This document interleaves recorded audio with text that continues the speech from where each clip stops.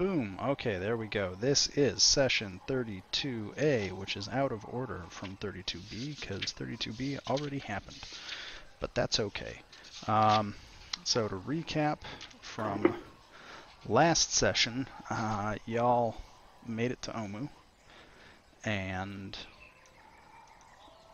began exploring the city. You went through the gatehouse of the city, found some graffiti warning or saying various things about the city. It mentioned the shrines, it mentioned some names that you were probably not familiar with, mentioned the King of Feathers, and then you guys headed on. As you came down into Omu, you initially veered east towards the giant lava rift that has opened up on the southeastern side of the city and saw some veggie pygmies sacrifice a grung to the lava, I guess, and then headed north to what you learned was the Shrine of Shagambi, where you encountered a bunch of clay gladiators in the pit who you fought, almost died to, and with a little bit of help from Iku and Salida, we're able to get past these guys, and now that is where we are. I think most of you are down in the pit, with the exception of Teresa and Kellic, both of whose players are not here yet, so I'm just going to move them to the side. And Kilbeth, your character, I guess probably heard some commotion. I would like to finish this sequence, and then you guys can meet outside the shrine, if that works for you. Works for me. Cool. So that is where we are. Questions, comments, letters to the editor? I think we probably should do some healing. Let's see.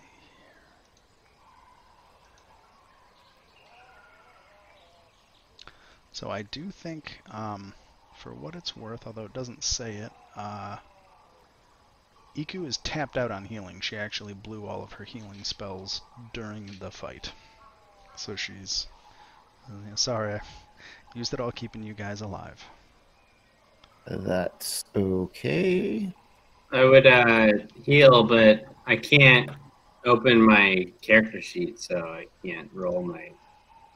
Just try reloading then. Alright, give me 1 second. Spells, I just want prepared. Throw one of these on Teddy. If I can click in the right place, would probably be helpful. Oh. There we go. Hopefully the game is not paused.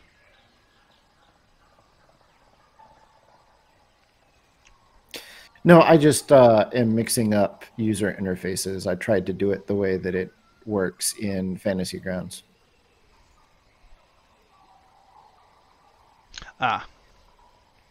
You play in all 3 systems right now, don't you?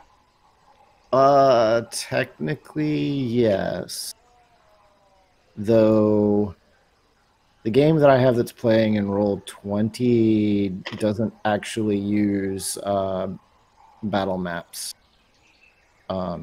We just use Roll20 for rolls and stuff. Interesting. Okay, cool. So you healed Teddy for 5? A big whopping 5 hit points. Ooh, thank you. Can you access your character? I got it now. Okay. I'm gonna do, if you guys don't mind, 10 minutes. I'm gonna do the prayer of healing. I mean, I don't really feel like we have much going on right now. That seems reasonable. I don't remember what does Prayer of Healing do? It's 2d8 plus my spellcasting ability for healing to 6 people within range, and everyone is within range. So That's pretty awesome. How do I Roll that. upcast? When you roll, it will ask cast at level, Yeah. and then it will, if you pick it up higher, it will allow you to cast it at a higher spell slot. Ah, there it is. It's in that little dialogue that pops open. I see. Okay. Yeah, so if you want to upcast, now not all spells upcast. Right. So make sure before you do that you know. Right. Well, I mean, you Can can upcast. always use a higher level slot for a lower level spell, even if Yes. the spell doesn't get more powerful. Mm-hmm. So that's 25 healing to everyone in the party, basically. 6 creatures of his choice that he can see, so I'm assuming everybody in the party. Yeah, it's everyone. Wow, that gets me up to exactly. I guess maybe not maximum. Teresa. I mean, I'll rule it. And I'll hit Kellic, because why not? And EQ took damage. Wow. Yeah. There we go. So Isn't as she supposed to be like immune to a bunch of stuff? she's not immune to things. Well, she's immune to psychic damage and non-magical bludgeoning, piercing, and slashing. Which, you know, make of that what you will. One of two things happened. I was wrong, or they were magical.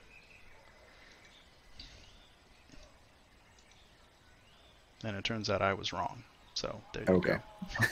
I was about to say, after a certain level, it's pretty safe to assume that pretty much everything Is magical, yeah. counts as magic for the purpose of overcoming resistance. It almost makes you wonder why that even exists in the game to a certain degree. But moving on. It's a part of the arms race. Like there's a period of time where that's in contention. Yeah. And like early levels it doesn't matter, and later levels it doesn't matter. We might be in the sweet spot where it matters. Yeah. So as you guys are healing in the pit, Sebastian, you and Teddy both noticed that when you defeated, and I guess Kilbeth at any point if you want to like stumble in, feel free, just so that we're not like putting you out by yourself. Whatever. You're fine. You notice that the gladiators, as you guys killed them or defeated them, they crumbled to dust. Their spears fell to the ground. I would like to gather up their spears. You do so. All right. First, I just want to take a quick look back here, make sure there's nothing interesting. I'm guessing it's probably just the places that they came out of. Yeah, there's 4 alcoves with open doors. You could surmise that is where that was the thunk sound when y'all stepped on the pressure plate floor. Oh, hey, maybe I should open the description of this. Hey, let me do it the smart way and open it in Foundry. Let's go into... Oh, no, that's not it. Jesus. I like how the chapter is titled Dwellers of the Forbidden City, not Omu. No, that'd be too simple. Okay. So, side thought here for just a second. Yeah. Let's say I was outside for the last 10 minutes walking through the ruins. Yeah. Would I have heard noise coming from inside?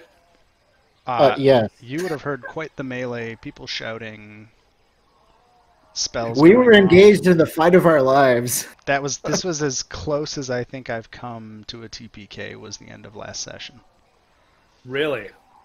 Yeah. Okay. It turns out when you put 4 creatures with 3 attacks in a pit that's 15 feet by 15 feet, that's kind of a meat grinder. Yeah, really brutal. It was brutal. Yeah. Well, that was supposed to... I'm still trying to figure out how to make these things private. So if you click where it says like at the chat, public role, private role. Okay, here we go. Okay, so... Yeah. Cool. And then if I type, does it go to private? I can't Or- even see it. I see that you That's the- privately rolled some dice.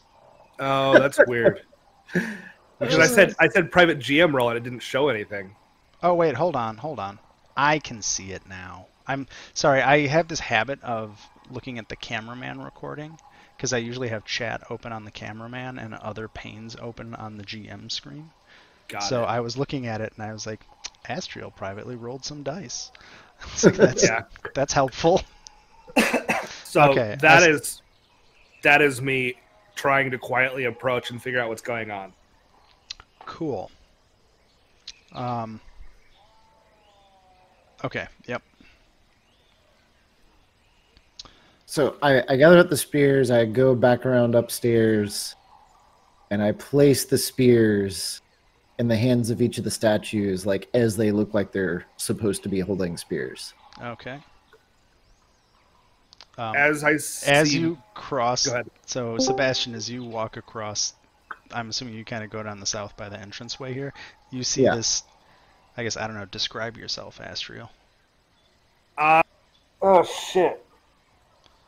You see a what appears to be a scholar with a leather backpack and some basic tools and brushes, like they're picking through ruins. Standing there, pale gray skin, white eyes, black hair, and no obvious other features. You probably can tell it's an Aasimar or celestial blooded of some sort, but I've been sneaking up to the entrance to figure out what's going on in here. And I'm assuming as I see you cross, I'm going to call out to you and go, "Hey, is everything okay in there?" More or less. Who are you? Just an archaeologist. I came here to study these ruins. Kind of feel like I got it over my head a bit. I can imagine. Who are you? Are there more of you in there? Are you going to kill me? Is Weirder there a things have reason why I happened. ought to kill you? No. Good answer. Not inclined to kill people upon first meeting. That's a first. There's a lot of shit out here that does. Can't tell you how many times I've had to defend myself in the last week alone. Well, we just fought some constructs in here. You're Like welcome. literal fuckage? We what? Like literal fuckage? Like, how does that work with constructs? I said we fought. Oh, I heard fucked. See? I was confused. Is this in character or is this in person? Oh, totally in character. Oh, okay, sorry. Just... No, I look kind of disappointed when you clarify. I think I- Shutter was, or Teresa's trying to say something. prefer warm-blooded sentient creatures capable of consent for that. Everybody has their favorites. So Teresa, she's coming up here and she's like, "Who is this person?" And she's kind of huffy, like, "What are they doing here, saying such crass words?" Seems a scholarly sort of fellow. Maybe has been away from civilization for a while. I like it that way normally. Hi, Those I'm types. Kilbeth. I hear other voices in there. Come on inside and introduce yourself. I'm gonna move some tokens I'm out of the way. assuming I see all these corpses on the floor and lots of blood. Well, the corpses are through the grate in a Yeah, so chamber below. this room, just to describe it again, there's the stars are 4 statues and alcoves. There's a pedestal to the north that has nothing on it. It's kind of conspicuous in its absence. The grating that everybody is standing on is grating that you can conceivably walk across but still get through in a 15-foot pit that goes down in darkness below. So there's also actually a hole in the ceiling here that lets a light fall straight down through the whole place. So the light, you can see the bottom of the pit. Sorry, it doesn't go into darkness, but Yeah, there's a pit there full of, at this point, smatterings of blood and lots of basically broken clay soldiers. Okay, as this is going on and I'm looking around, that's funny.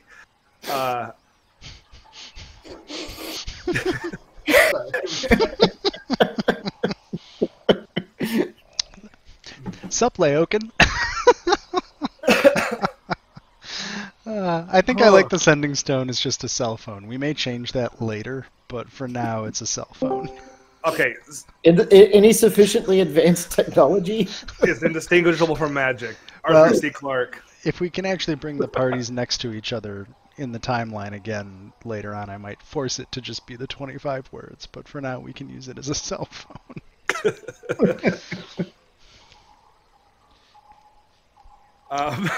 Sorry, hold on. Oh wow, you guys did a good job in here. Are those clay constructs? Were? Okay, were those clay constructs? Clay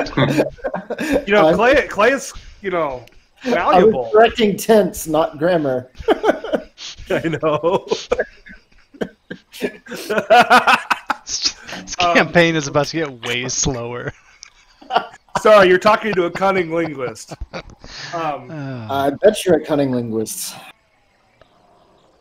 Us angels have our ways. Give me a second. So, looks like you guys can handle yourselves. I've been trying to, I'm here to study the ruins, and kind of could use some help. If you guys don't mind somebody tagging along. An extra ally would seem useful.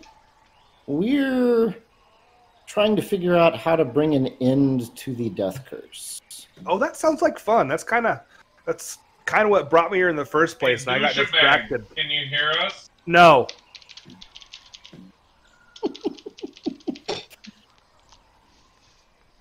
Is that the fascist piece of shit?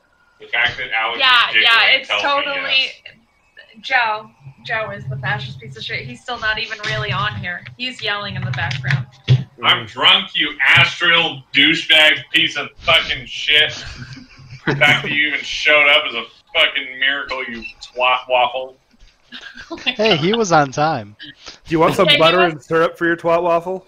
He can't even hear you, so he's loving this right now. I somehow suspect that the speed of thought is going down, and that the entertainment value I get a vague reaction from Alex, and I just get to be like, "Yeah, fuck you, motherfucker, fuck off." All right, so yeah, I'm completely that being so. Said, she hates me right now. So. She hates me right now. It's fine. Well, totally normal. Kellic, your character is usually silent, so. 100% normal. Yeah. He said your character's usually silent. Only bird blinks aloud. I'm gonna bird blink the shit out of you. Okay. I'll enjoy it. Just pop up a camera, and I'll just watch you awkwardly bird blinking at me the whole time. Yaza, you have joined in media res. You have no recollection of anything that happened in the last roughly morning, but there's a bunch of dead things, and you're kind of sad that you missed out on it. You're in a shrine in Omu. The party almost died last session, and a new challenger has entered the game. Yeah, that is where we are. You've met this challenger. You met him last week. So, there you go. Well, as we're finishing introductions, I'm going to finish placing spears in the hands of statues. Okay. As you place the final spear into the hand of the last statue, the pedestal begins to turn on the spot, and an ornate stone cube corkscrews up from a hatch in the top. And that cube... Oh, do I have a handout for this? I'm going to run over there and take notes while I watch it do that. Are there, like, undead birds making sound right now? I mean, they're not Infinity Stone? they're not undead. It What? sounds like a lot of jungle noise to me. Yes, there is a lot of jungle noise. Okay. That's where we're at. So yeah, it's about a fist-sized stone cube. It is decorated with, it has carved into it a jaculi, which is the kind of big cat with the snakes coming out of its shoulders. I'm sorry, that's not a jaculi. That's a. I always mess these two up. God damn it. Yeah, I don't remember what it's called either. I just remember It's a commodon. Sorry, it's a commodon. A jaculi is just a really big snake. A commodon is like the panther with snakes coming out of its shoulders.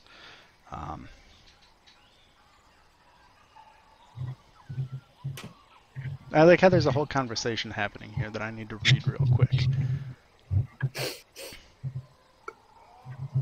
Oh, I'm not. Oh, okay. I like how there's actually like a mud happening in parallel to this game right now. It's fantastic.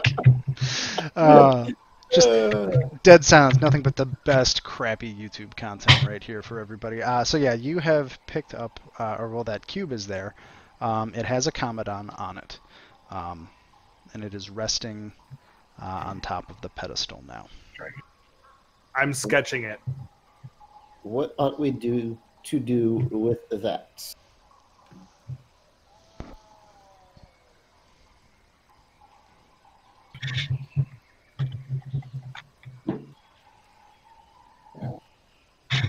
And Salita kind of snarkily says, well, you know, if this whole stupid place was just to keep that cube safe, maybe you should take it. Might be important.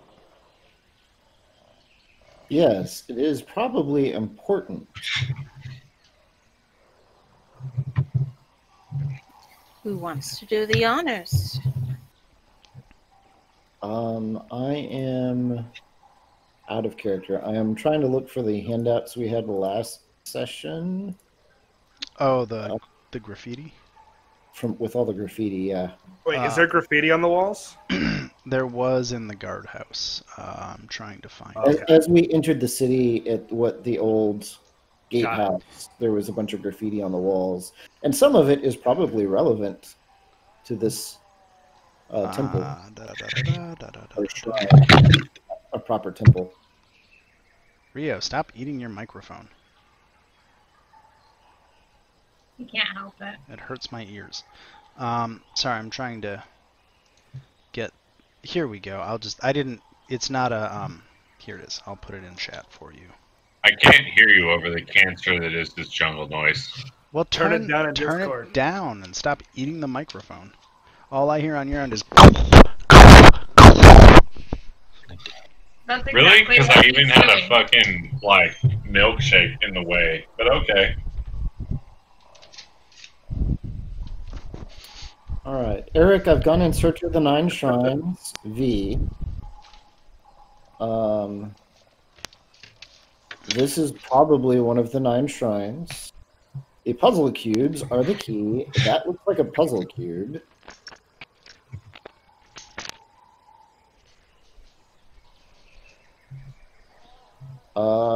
And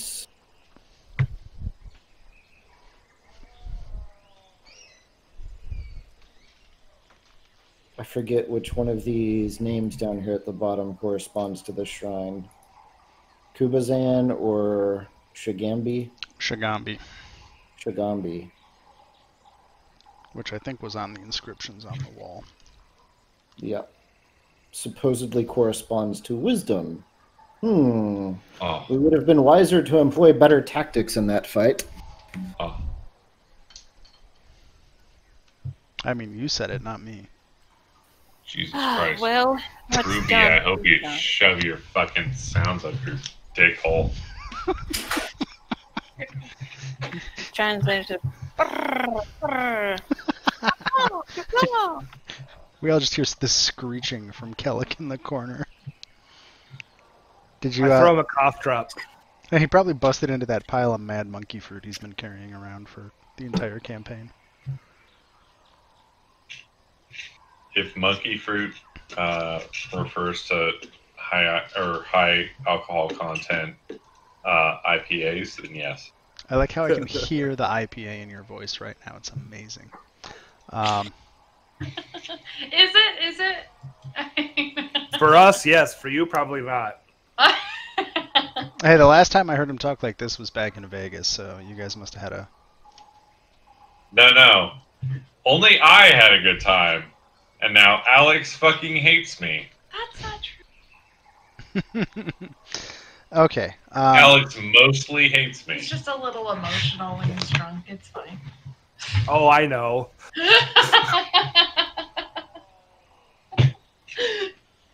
Shut up, dickhead! Oh my god.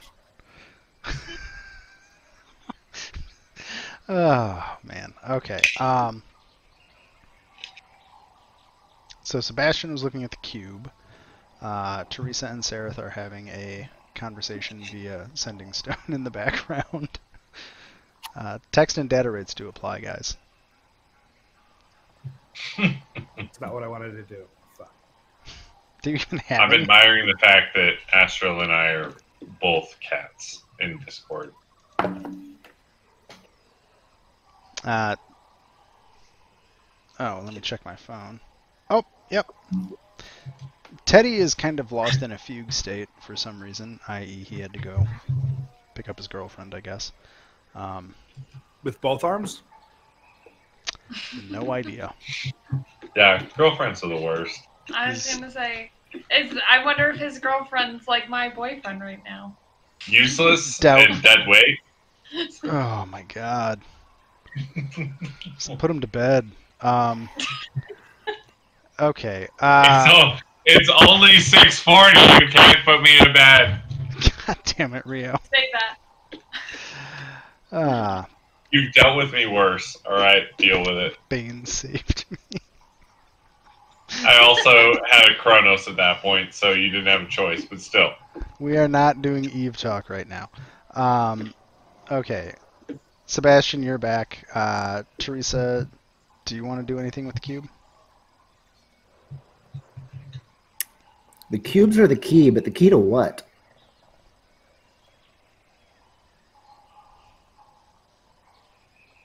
So, a quick question. Has Yeah. anyone tried picking up the cubes and putting them on the alcoves? Like these 4 alcoves here? Those have the statues that Sebastian put the spears into to cause the cube to appear. Oh, okay. You could put the I cube reach in. out and pick up the cube. You are holding a stone cube. I touch it with the light cantrip. You cast light on it?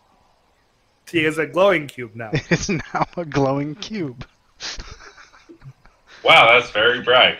It is also a cube. This is very much like the scene in Indiana Jones where they're looking at all the grails and there's all that wonderful like uplighting from the gold. Y'all look fabulous in this. If selfies existed, you would be beautiful, beautiful people right now. No, I'd just be glaring at it. Well, you're a bird.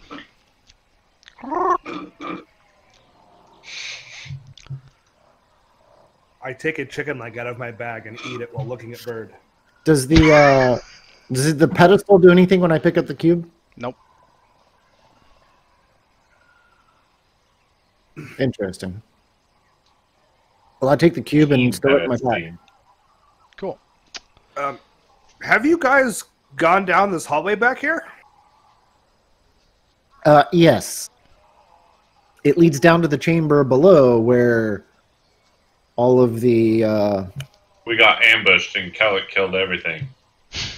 dust on the floor that used to be constructs. Got it. Ah.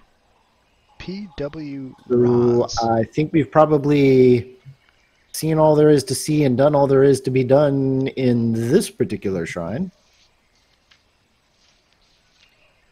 Oh, for the memory thing, that will come up at some point. I just wanted everybody to have it prepped because I don't know exactly when it'll come up, but it will come up. Memory thing? Well, you didn't hear, but you know... Did you read any of what I sent you? I've been working tens. I'm sorry. So no. No, I meant the module I had sent you. No, I did not. Okay, don't worry. Also, so no. Cool. Okay.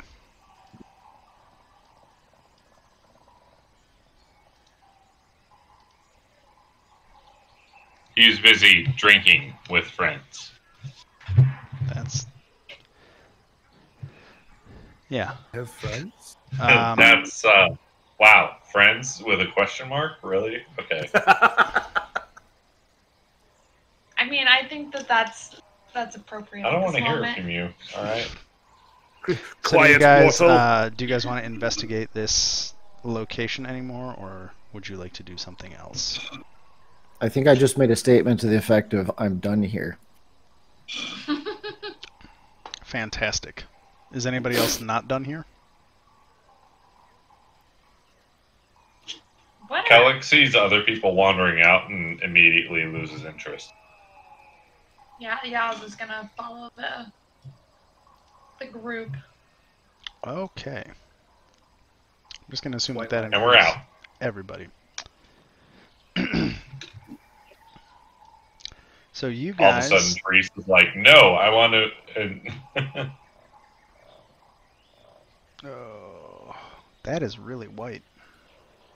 Yeah. What time of day is it at this point? Apparently, right as dawn comes up and you're staring directly into the sun. It's about noon. It's about midday. Okay. Hey, quick question. What the fuck's a hero die? Isn't that the best part? That's some shit we should have been using in that last fight. So every level, or if I decide more, you get a hero die, or you get 3 hero dice to start. Motherfucker. Plus 1 for each level, Should have right? used that in the last fight.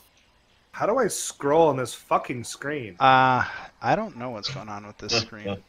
It's like my map is work. Mine looks fine, guys. It works. Ah, Jesus. Damn it! I'm gonna have to set up some audio filtering to reduce his frequency ranges.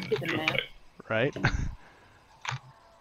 Okay, I'm having a problem with my cameraman. I don't know what the deal there is. Let's blame Lyokin for making me send stuff to Australia.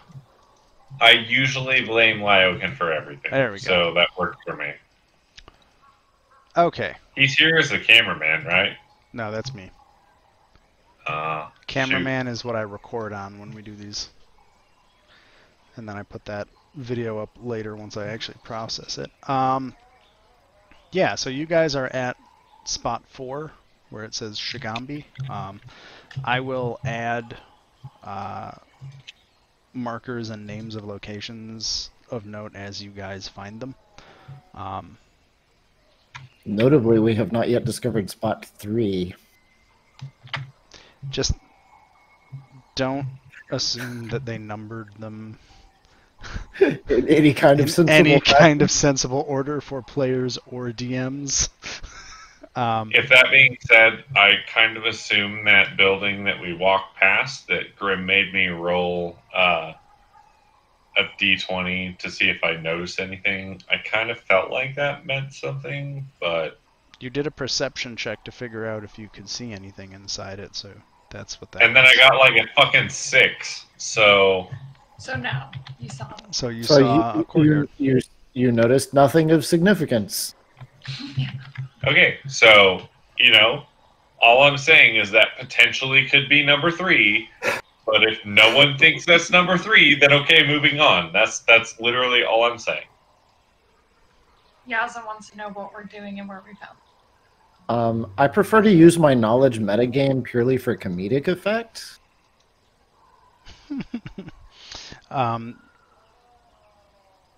Is this an actual map that we have, though? Or are we just wandering? So this is a place where you are. The blue line is where you have been. And so basically you guys entered through the gatehouse at spot number 1. Whoa. Headed over to where it says number 5 Veggie Pygmy Point. I made that name up because you guys saw a bunch of Veggie Pygmies toss a grung. Veggie Pygmy Point. Yeah, you saw a bunch of Veggie Pygmies, i.e. mini Groots, toss a bound grung into the lava down below, and then you cut north to this Chinese coin-looking shrine. I'm just tremendously pleased that this map. So have we seen Astriel's character at this point? Yeah, I was in that room with you guys. Yeah, he was talking to you all. Just met the group right before you guys showed back up. Before I met you? Okay, cool. So I'm going to try and convince him to walk across the street to number 2. How big is that wall in? Is there a reason? Because I think you should go there and I don't want to. So, over at the number 2, that is, last session, that is a walled compound of some sort that you could kind of see smoke was rising from it, in the sense of, like, not a cooking fire, but stuff was burned.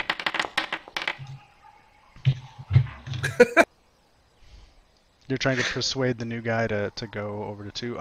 That middle gray wall thing is actually a raised road. That's what that is. So it's essentially traveling anywhere here in Omu. If you are not on one of the roads, it counts as difficult terrain. So it's very slow going for, I guess, everybody except probably Kellic. Kellic can fly anyway, so there you go. So yeah, the roads are slightly raised. They're pretty clear. Everything else is very overgrown. This city is about 200 years into, somewhere between 150 200 years into being left to the jungle to reclaim. Fucking following along and sketching everything. 150 years after people. Well, is there like a... So we see smoke coming from that dome area, or where did we see the smoke coming from? There's a couple different small plumes of smoke coming up from inside that compound. The wall is high enough that anybody but you would have, well, you'd have to get close. You either have to go inside or fly over it. Okay.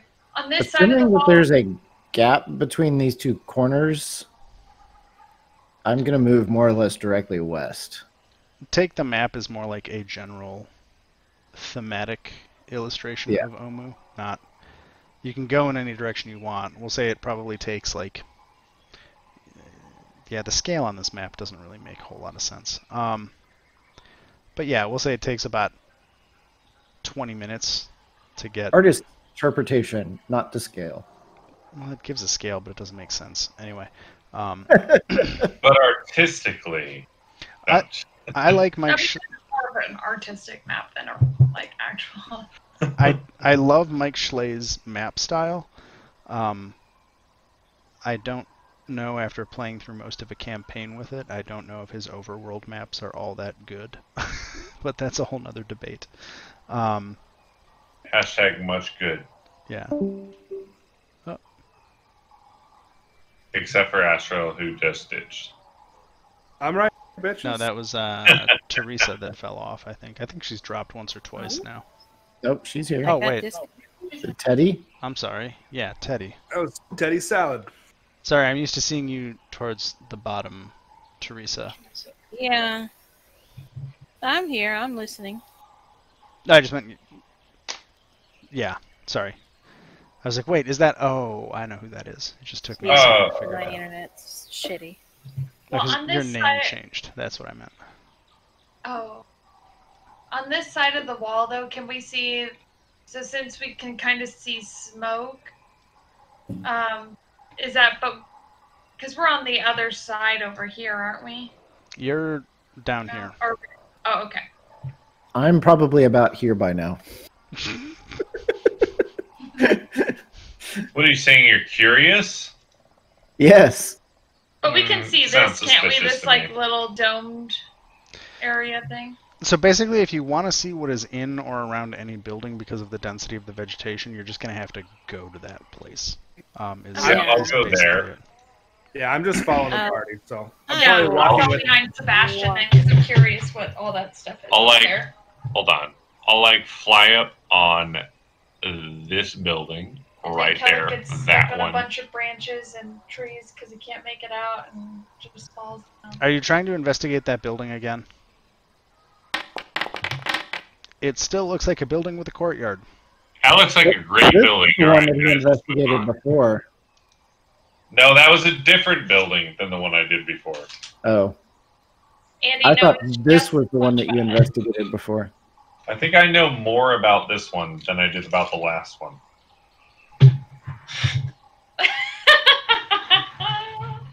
So you say that, but now, yeah, we're gonna do that just for shiggles. Now, Do I see any hidden doors in that building, Grim? Dude, do you It's have like a 21 and a 22. Hey. God damn it! Stop yelling into the microphone. I'm just gonna mute him. Yeah, that's. But then Well, you can't you're hear gonna me. mute Alex too, so good luck with that. No. Damn it, Joe. Sorry. Okay. There are no hidden doors in that building. You do not notice anything out of the ordinary.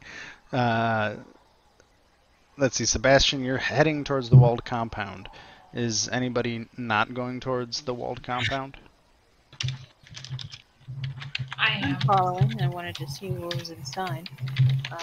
Maybe we can climb to the top and get an advantage of the other side of this highway. Yeah, so once you get up onto the highway, you can see that there's about 5 or 6 buildings inside the walls of the compound. There's definitely kind of a giant smoking spot in the back where it looks like something exploded or there was fire. And then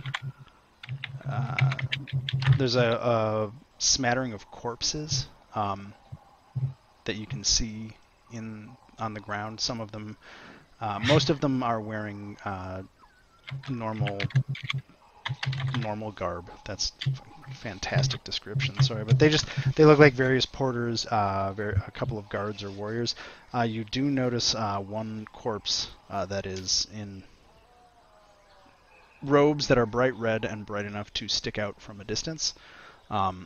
That's about all that you can. There's some packs of wild dogs running around the courtyard. What kind of corpses are they? Do they look human or? Oh, they're all humanoid. Yeah. Okay. Oh, Or great. they're humans, other things. Do they look like really old or like Pretty they fresh. were native to the area? Fresh. Okay, fresh corpses. I have an idea of what that might be, but we'll have to get a closer look at those corpses.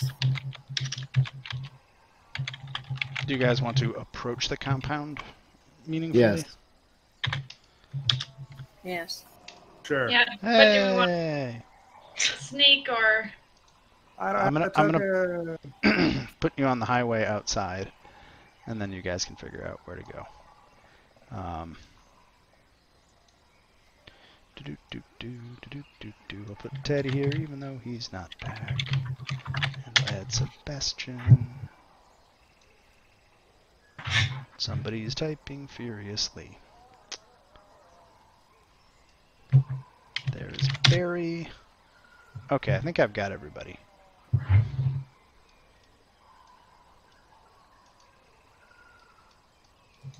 Oh, there we go. So you guys are on the eastern side of this map, so if you're seeing nothing but blackness, it's because you're on the top northwest.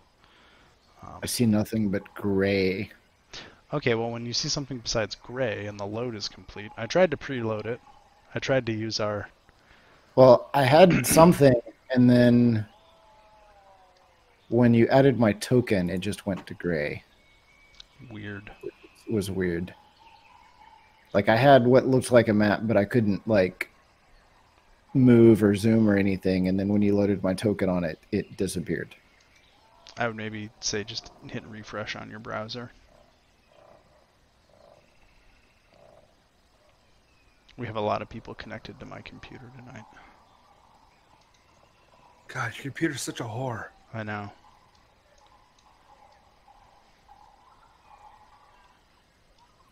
I'd try to connect my camera version via the internet, but I figure that that's probably worse, so I always connect via intranet, just because,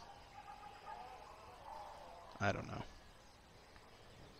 Both my client and my host are working correctly. Can anybody see the map? Yes, I can. Yeah, we can too.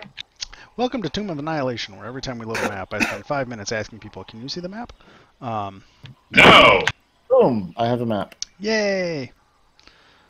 Also, yes. We fixed the problem. We have push to talk now, so that way Joe isn't yelling and eating the microphone. I'll yell if I want. I see corpses. I see. Sorry. I'm sorry, I just burst out when she muted him halfway through.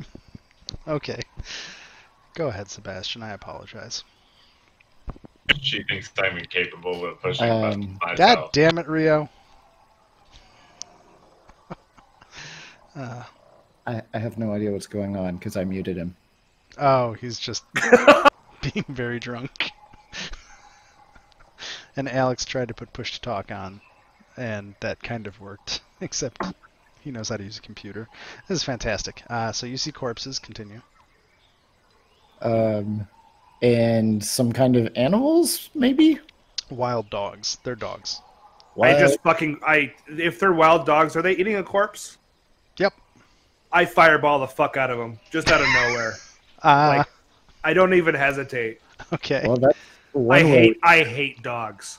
get their I also attention. immediately start shooting him. Well, Just letting you know.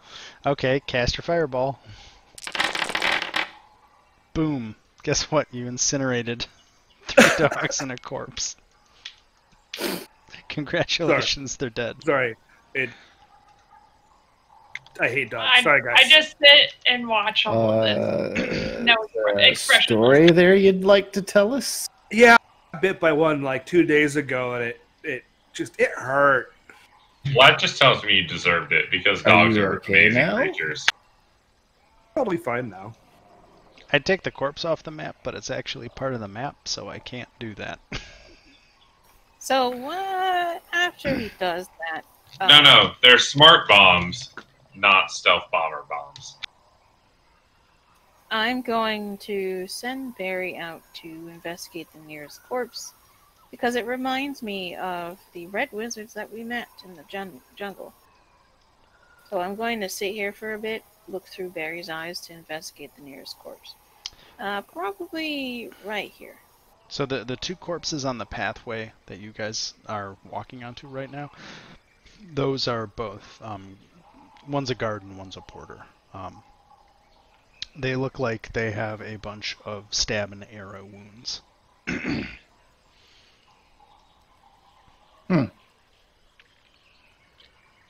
And I will roll an investigation since I'm looking through Barry's eyes.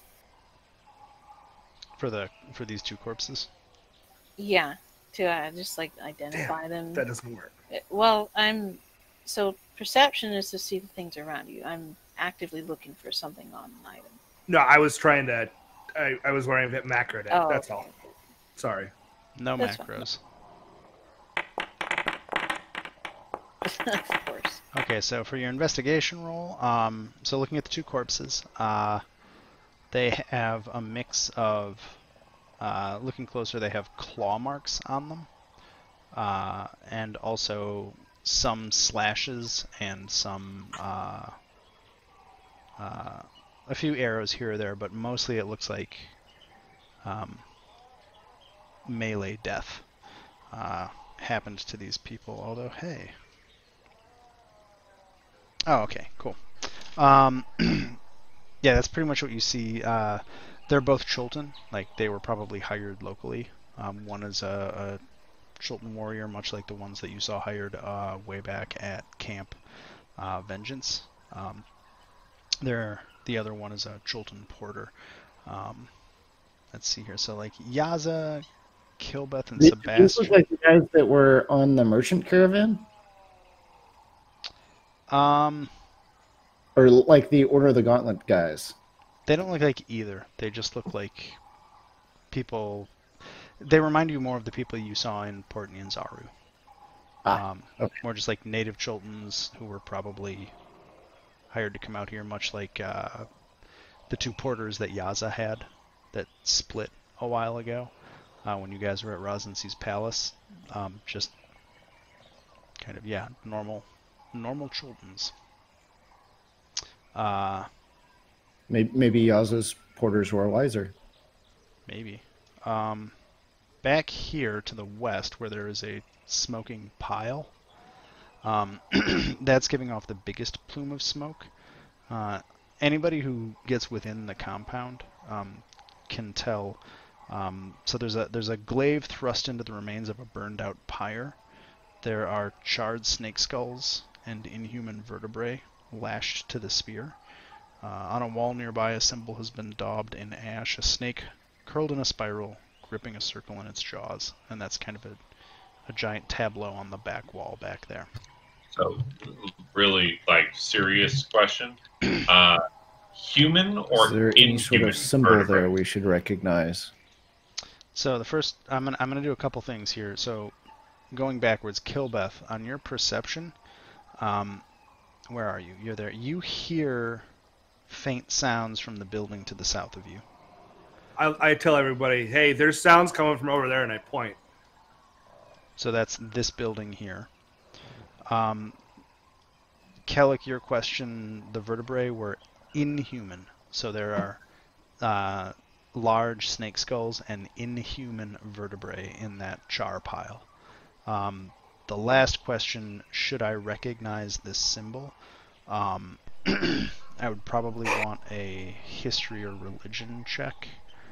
Because it's obviously a snake in a spiral eating its tail.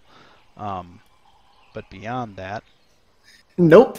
You know. Do I recognize that with my history knowledge? I want to do the same thing. I want to roll for the same thing. Okay, so everybody roll, and then I'll just tell you all what you get. It's an Ouroboros. No, it's a Boro-Oros. You're probably right. You get a 0. It's a Boro-Boros. It's a Boutros. Okay, so anybody who got under a 10, to you this appears to be just kind of some weird cryptic snake symbol. You assume it's probably related to the Wanti. You're not sure. Anybody who got over a 15, you recognize this as actually a symbol of the followers of Dendar, that being Dendar the Night Serpent, who is prophesied to erupt from the mountains of the world and devour or bring. It's a world-ending prophecy of the Night Serpent coming free, and most Yuan-Ti, or at least some Yuan-Ti, actively are trying to make that happen. Yeah, Dendar is a really fucking evil. Like a bunch of Vikings yearning for Ragnarok. Raw Dendar, witness me. Sorry. I've been playing too much Valheim. Carry on with the Dungeons and Dragons. This building over here on the north side of the path that I walk past, take it that door is open? If it's open, it's open. Yeah, then I'd just take a peek in there without entering. So this room looks like a combination of kitchen and larder that also has been used as a temporary camp. There's cots in the back. There are tables and a stove that show very recent signs of use. All right, and then I'm going to turn and go towards the building that had noise coming from it. Yay. I opened the door. So as you open the door, you hear kind of moaning coming from underneath. This looks like a workshop or a forge. Well, it is a forge. You can see the forge and the anvils. From underneath a broken table and pile of wood, you can hear some moaning sounds coming.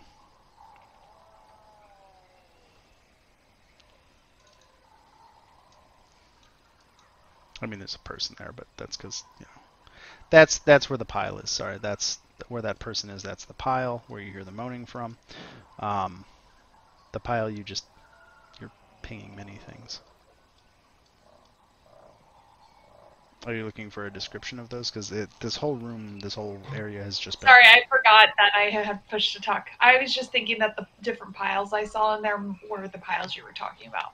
Sorry, no. The token of the person, there's a pile of stuff on top of that token because apparently I forgot to, you know, hide the token. So that's cool. The rest of this forge, just so you can tell at a glance, has pretty much been ransacked. And it looks like even a lot of the stuff in here was broken a long time ago. So this was probably ransacked before whatever conflict just happened here. Okay, and I'm gonna try and take the rubble off of it and see if I can talk to him. Sure, you can definitely clear the rubble off. As you start to clear it away, are you helping Sebastian or just... Yes, I'm helping. Okay. I assumed. So as you clear the rubble, you find trapped underneath, or as you are untrapping, I guess, a middle-aged man. He's balding with a white beard. Definitely that beard used to be kempt a few days ago. But at this point his face is covered in stubble and he's just kind of rambling and moaning incoherently. It looks like he's probably been trapped here for a bit.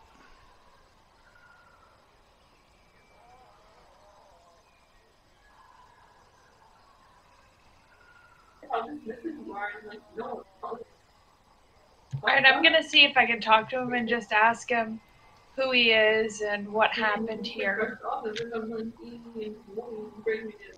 So at this point, you try to speak to him. He kind of mumbles, manages to fix his gaze on you for a minute, and then loses it. And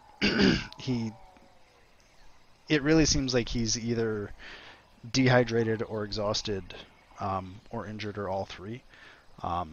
He's really not able to focus on you long enough to hold a conversation. Is it possible for me to give him some lay on hand points, like a couple, and... You can definitely heal his injuries. Exhaustion actually requires rest. Also, is it possible for Kellic to forage for food/water around here, being a ranger? Sure, go to your class ability. You automatically succeed because you're in your favored terrain, so you get enough food and water for up to 10 people. I'm gonna mosey my bird ass over there, and I'm gonna give him some food/water. Okay. So you're able to get him to drink some and eat a little bit, at which point he just kind of passes out. Alex, you were asking about lay on hands? Yeah. Yeah, you could easily cure him of his immediate physical ailments, by which I mean his injuries, and he's got some cuts and bruises and abrasions. You can easily heal that.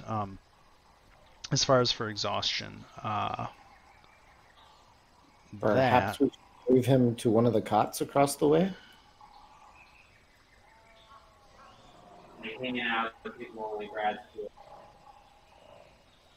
Oh, that's who that is talking. Okay. Sorry, I'm just double checking the rules. Yeah, generally speaking, unless you have some other method, fixing exhaustion actually requires a long rest. Okay, well, I think we can at least put him somewhere to lay him down, but I figure the first part is healing him up his wounds. So. Yeah, So if you want to use lay on hands, he's basically like no longer injured. He's just still exhausted. So she probably needs to know how many points from her pool. Yeah, that's what I was wondering. Yeah. Oh. How many hit points does Orbex have? Really? Bullshit, that's how many hit points he has. I'm just looking to cure him a little bit and not to help him a little bit, not bring him like not use all of my lay on hands points to recover everything. Yeah, oh, that's why it has that. So he currently is pretty injured. If you want to bring him up, I'm guessing he's probably missing more hit points than you have lay on hands pool, so it's really up to you how much you want to heal him.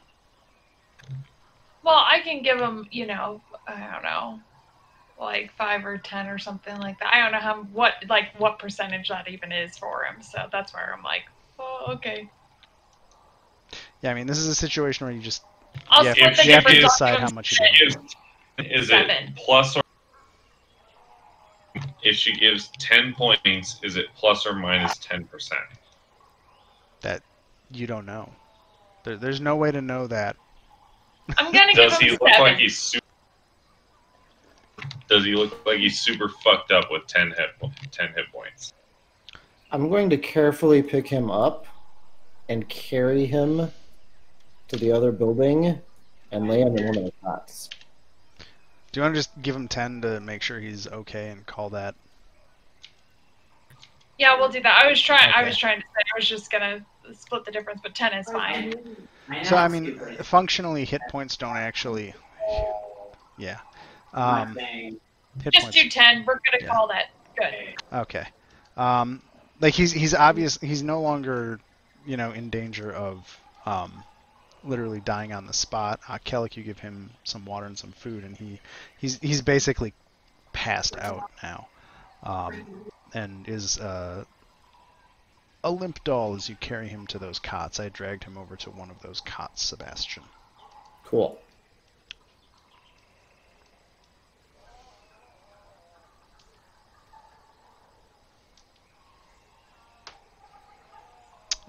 So this the forge that Tressum is looking in, as I had described before, it's pretty much been completely ransacked. Much of the broken wood looks like it was broken some time ago, so it probably wasn't even this fight or this conflict that you're seeing all these dead bodies from that did it. Is this the only entrance? There's another door to the. There's one other door to the north, so there's 2 doors on the north side of the building. We could probably use this as a place to short rest or long rest. I would like to long rest, but I want to check all of the buildings in this compound first. Yeah, let's do that first.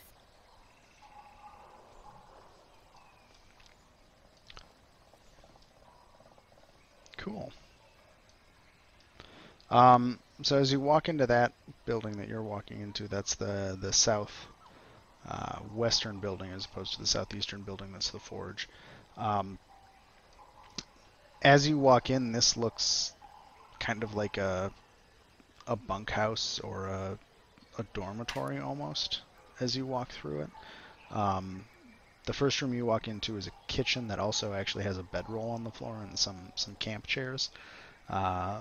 Again, this kitchen looks like it was used recently enough that you can tell somebody was here within the last 10 days or so.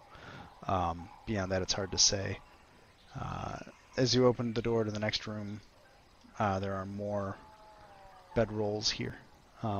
That's about all that's in this room.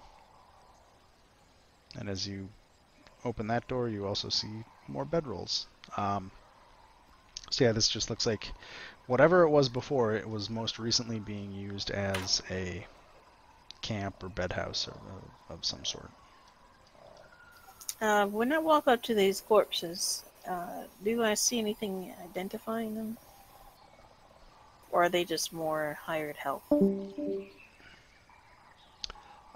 So the only corpse that sticks out to you is this, on the map, Egyptian-looking dude, kind of to the northwest of you, on the other side of the well. In your imagination, imagine that that is very obviously a Red Wizard of Thay, who was clawed and taken down. Is it one of the ones that we met earlier? Does not appear to be one of them. Does he have anything on him?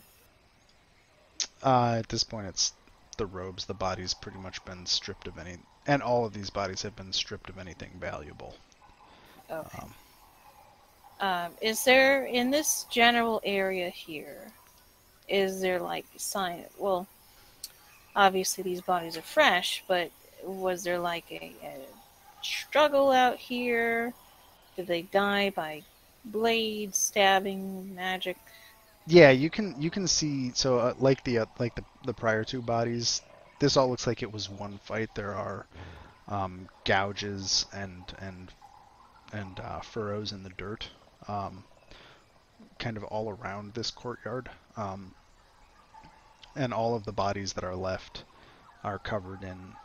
It looks like a combination of sword strikes, a few arrows here and there, and mostly rended by claws.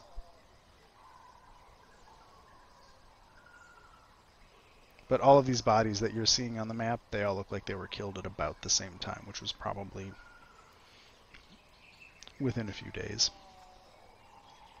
Oh, it must stink out here. Alright. And are there any other signs of animals around here, or is it just those 3 dogs? The charred dog corpses are smoldering to the south of the well. Okay. What's this thing over here? That is the pile of smoking bones with the glaive stabbed into it. On the wall behind it is where that giant snake symbol is painted. Alright. So, bear with me for a moment. Foundry is lagging. Don't you insult my computer and my internet connection. Or really, it's my internet connection. So, I will go north, and I'm going to ask the sorcerer to come with me. You there. Follow me up north. There's some more investigation to be done. Are you talking to me? Yes, you. You're the only one out here. Sorcerer, lend me your sword. Sorry. Okay. So, which class am I following? That's what's important. She's a wizard. Oh, okay, cool. Magic people. I don't know if that's how it works. Okay, so first I'm going to try this locked door to my left. Oh, is that locked? Yeah, it's dark in that circle. Let me look at that. Oh, no, the door. Sorry. It's open now. Oh, okay. So you see, it looks like it was maybe a granary at some point, or a storehouse. It is full of more cots. More cots, okay. This is starting to shape up to be some kind of base camp. Anything beside the cot? Like left stuff? Stuff left in a hurry? So there's a few... let's see, what is in here? There's an open book on one of the cots to the north of you. It looks like there's a wine or water skin. Sebastian found the bathroom. Found the privy. Sorry, I just saw you going in there. It's like, that's going to be fun. There's either a wineskin or a water skin on the cot to the kind of southwest of you, and another book on the cot to the south of you. So I'll go ahead and take that water skin thing there. Can I guess there's nothing nearly as interesting in this privy as there was in Camp Righteous? Oh my god, I don't remember what was in Camp Righteous's privy, so I'm afraid to answer. There was a corpse like at the bottom. Oh god, that's right. No, you don't notice anything in the privy besides a couple days old priviness. I don't remember who. So Teresa, you take the wine or water skin, and I will take a look at the book.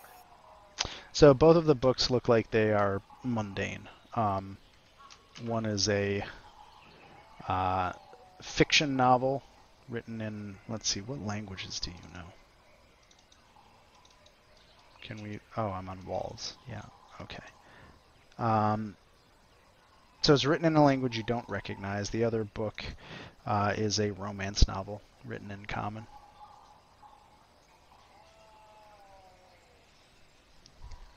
These look like travel reading for somebody. This looks like a body-shaped scorch mark. Someone left a diary in here, but it's not worth anything. Yeah, there's a torch mark on the map. I guess let's just say that's another corpse. I didn't make this map. I found it and was like, I like that map. I'm using it. Let's keep investigating here. Sorcerer friend.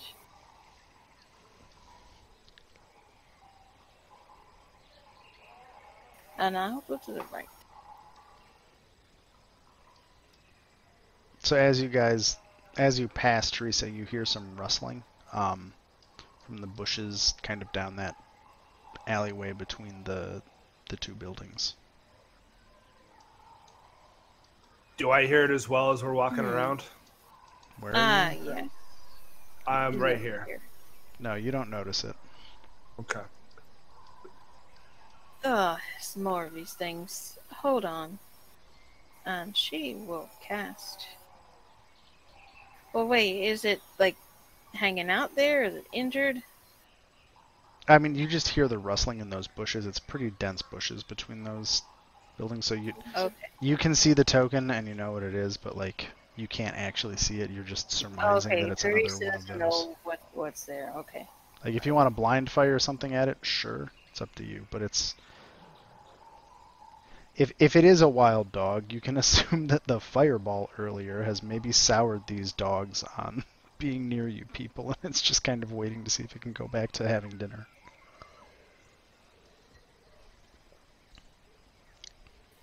Okay, alright. So she'll let the group know. You probably should be on the lookout for stragglers.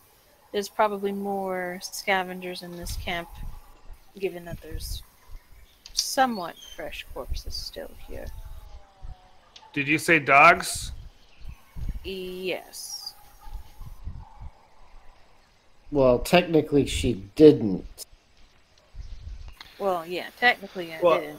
But she's generally saying be on the lookout for more wild animals because there's fresh meat here, so it's going to attract them.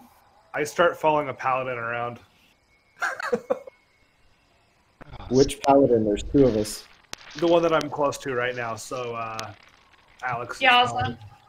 Yaza. Has anyone got into this other building right here? I did. Did you find anything interesting? I found what is depicted on the map. Which is accurate. That other building was probably some sort of gathering hall or something. There's really nothing of note in it now. A locked door. Oh yes, that door is locked. Well, in the meantime, I'm going to go and set fire to some of these bodies so they don't get back up. As I see you setting fire to a body, I'm going to offer to create a bonfire that we can stack them up in. A good plan. Now, here's the thing, though. Ah, shit. Keeps lagging, sorry.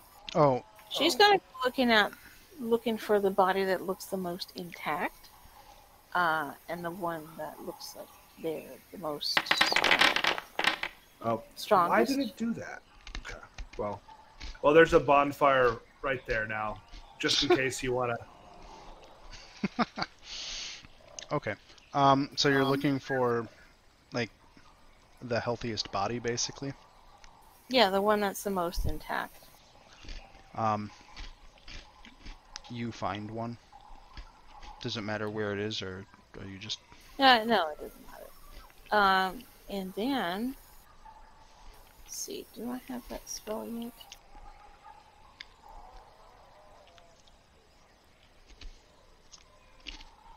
Also, I just want to know, when I was looking around in some of the other buildings and stuff like that, was there any writing on the wall, or did people leave behind any letters or anything like that? Nothing really of note. So it looks like basically this whole compound looks like it was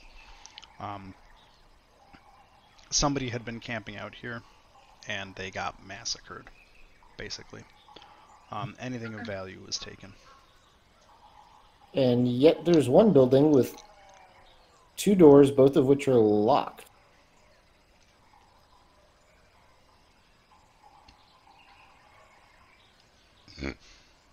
Oh, pardon me. Okay. Alright, sorry, I was reading a spell here. So I'm going to pick the one that is most intact. I'm going to take it to the side, and I'm going to cast Animate Dead on it. Okay. Are you doing Was that it kind the of... Red Wizard? Huh? Was it the Red Wizard? I'm gonna say no. Oh. I mean, I could, if you want to. The Red Wizard's face was torn apart. Yeah, probably not. DM Fiat. Because I don't have a name for that Red Wizard. They're just dead. Sorry. They're the red coat of did what... Wait a minute. All red wizards are red coats. Red shirts. Sorry.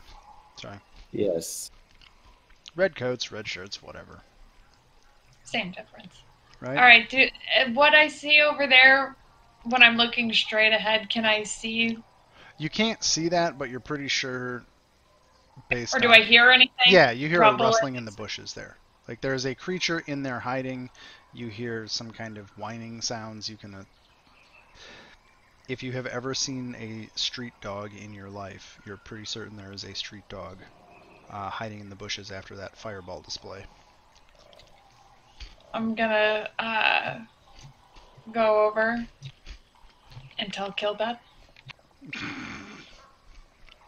Are you telling me about the dog?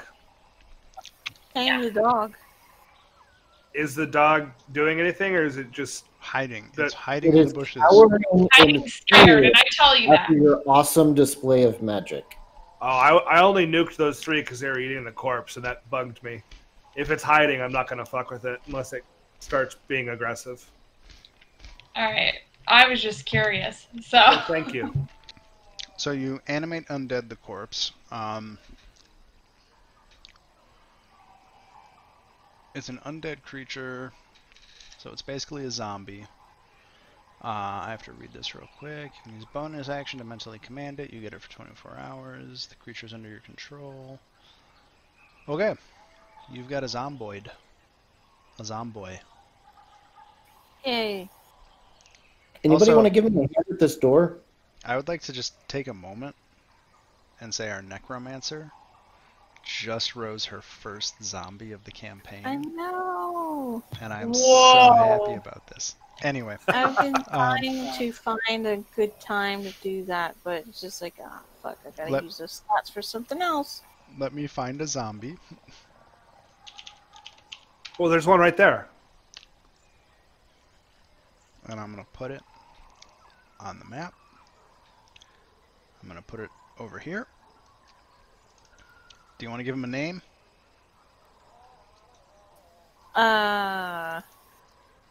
Zambino.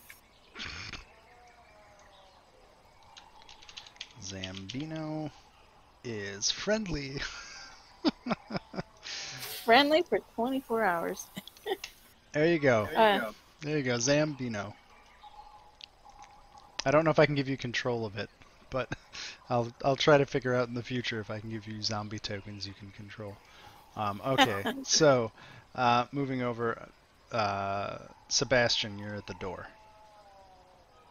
Yes. And I saw that you strength checked and got a 6, so your attempt to break down the door failed. I'm guessing I failed to force the door. I'm gonna also ask if I can try to see if I can strong arm the door open. Be my guest. Strength athletics, I think?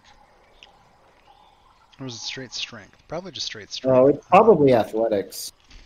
Yeah, athletics seems more appropriate. While they're beating on this door and trying to open it, I got a 22 though. I just gotta say. Oh, never mind. I was gonna knock on it with Mage Hand while you're opening it. There you go. It's open. Oh wait. There. You smash that door open. So in this room, if you had to guess this was the commanders of the hired help, it looks like, I guess ignore the corpse to the southwest, just because I didn't even realize that was there. There's one corpse in the middle of the room. It looks like whoever this was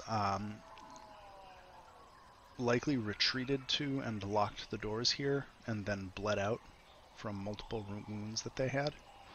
And there are a couple of papers scattered about and the body you see. That's what I was about to ask about the papers, and then look at the papers, and then I'm going to look at the body. I will look at the body first. So the body has been, I guess, gored is the best way to put it. Whoever this was sustained a pretty horrible set of injuries to his abdomen, made it here, and just bled out after he barricaded himself in this room. This is a slightly more nicely dressed Chilton, you would guess probably the commander of these people, or at least the hired help here. That's a horrible term, now that I say that out loud. Sorry. Mercenaries? There you go. Mercenaries is way better than saying the other thing in the context of this campaign. So, really sorry about that. Anywho, that's not awkward at all for me. So anyway, yeah, so this is the commander of the Chiltons who were hired, you surmise, by the Red Wizards here. The papers that you find, Yaza, one of the loose papers in the journal you find, one of the papers is written, is written in common, and it does look to be like kind of orders in a contract. There's a journal that's written in a language you don't understand, and another letter written in a language you don't understand. I'm going to take all of those with me. I'm just going to tuck them in and keep them.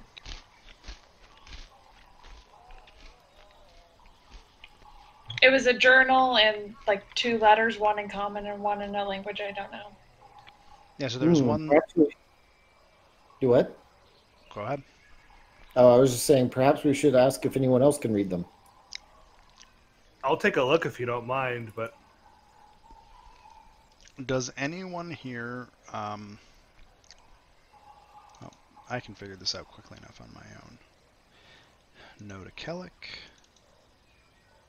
No to... Oh, interesting. No to Kilbeth.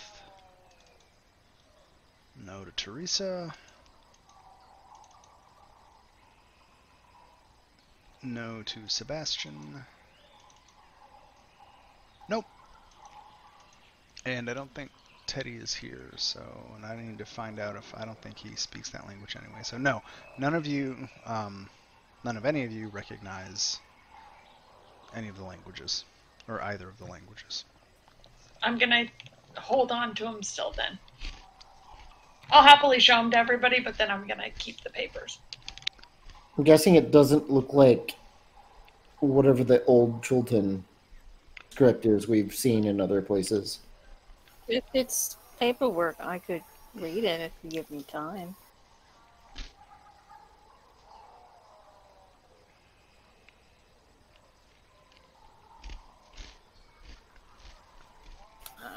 Yeah, I want to check out this, see if I can get into this other room, but I'll be happy to give Teresa the documents to look at. Okay. So yes, that door is also locked. I can just ritual cast comprehend languages. But Okay. I need time.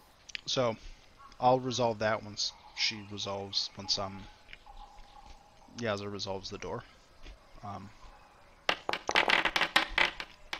You smash into it, and it smashes back at you. So you hit it pretty good, but it's a solid wood door anchored to a stone wall. And it's locked, so you're not quite able to bust that door open. I'm gonna notice Kilbeth was about to do something before I smashed down the other door. I'm going to go ask him if he can help me out with this door. I was just gonna knock on it.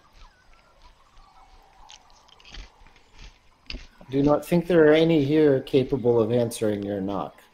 So I cast Mage Hand and knock on the inside of the door. Does anything happen? You hear a light tapping on the door. You hear... I don't know if that worked, but there you go. I heard it. So Teresa, I'm going to assume you have the papers. Yeah. One of them is a journal of the mercenary commander. Basically, it's a journal of their trip from Port Nyanzaru down to Omu, and recording when certain people died, what their provisions were. A very business-like thing. The second letter is a even though you can... Let me read comprehend languages.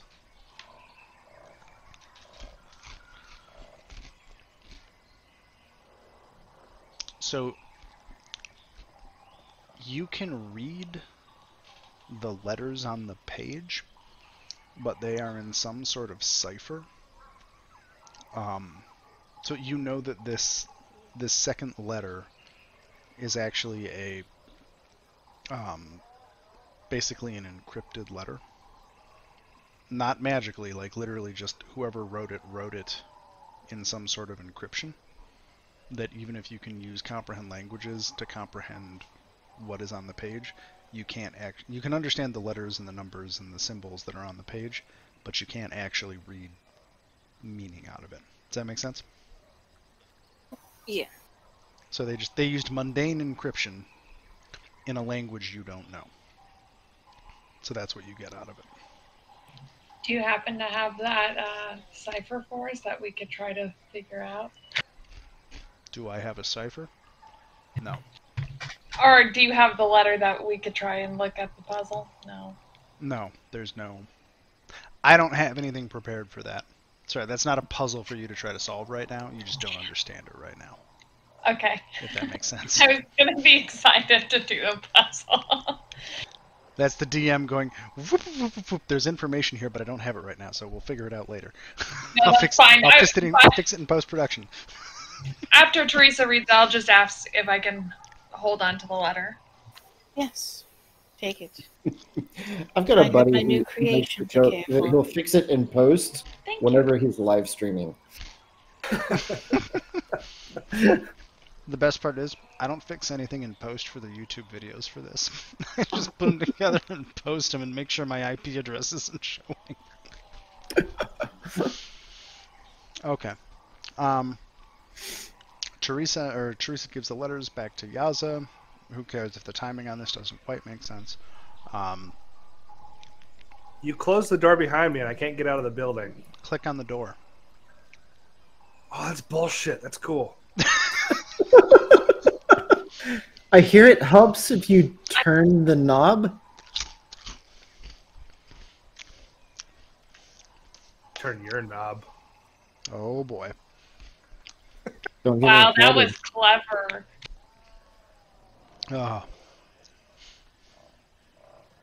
Sorry, this tool is new to me, and I'm loving it so far. yeah. Foundry's pretty awesome when it works. Like, between the spell effects, there was like, hey, that's where your fireball hits. Like, that's fucking cool. And that door shit. So you know what I I'm figured impressed. out today, but didn't add to this map? Hmm. I know how to put roofs on buildings now that disappear when you walk into them. Ooh. That's sweet. Watch this. Okay, pick a building. Sorry, That one right there. the big one. That one, yeah. Okay, let me. I'm not pointing at it. that I'm one. sorry. That one. I want one. Let me just. Don't mind the wizard behind the screen while I do this. But okay, so that's out. No attention to the Gimli behind the screen. I'm not doing a good job of this, but Oh, yeah, but I see. That's cool. so now somebody go into that building. I can't see where the door is. Just Oh, that's your cool. problem. You see that? Yeah. How awesome is that shit? Yeah, I see it. That's pretty cool. Like, on a scale of 1 to awesome, that's like a 3. Go away. Hey, but awesome's a 4, so you didn't ask what okay. that... Anyway, so I was busy making a different map that is got that on half of the buildings. I'm still trying to figure it out, but you guys went left instead of right, so this is what you got. It's a city. Anyway, okay, so everybody's where they are. Did Kilbeth open the door where I'm at or no? Now he used Mage Hand on it, which doesn't do anything besides a knockout joke. I don't have any sort of lock picking or anything. I'm not going to burn a spell burning down the door.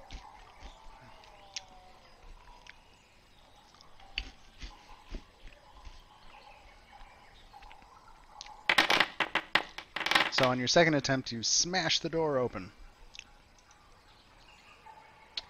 And let I was me... just like, damn it, I'm gonna just do it again until it happens. It is open now. Pa-pow. And you see a wild dog, and it skitters away. Oh, that's a wall. Damn it. I just added a wall to the map because I'm really good at my job. And the dog, as you smash the door open, kind of runs away down behind this other building in terror. You're welcome. And you find yourself in what long ago was probably a peaceful back garden, but is now a hideously overgrown corner wedged in between two buildings and a wall. When Kilbeth says you're welcome, I just look back at him and I just nudge my way past him, going back through to the other side. I go back to the bonfire and start roasting dog meat. I'm just kidding. You already did that. That dog that you hit, those dogs you hit with the fireball, there you go, those are cooked. I'm assuming that's what Rio foraged the food for the dude from. You know, I don't ask Bird Person where he gets his food. I've found that's best. Yeah, there was a decomposed body in there. I mean, could have been what we're eating. It's fine, though.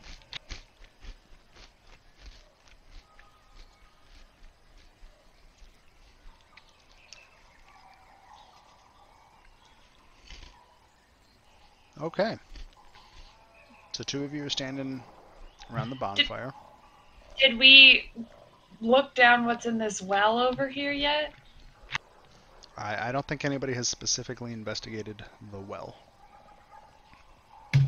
Not until now. Okay, I'm investigating the well. I want to look down and see what's going on. Sure, I'll save you the drama. You see about 10 or 15 feet down the well, you see the reflection of water. That was so exciting. It appears to be a well. Whoa. Yeah, Lyokin. Water has memory. God, I hate you.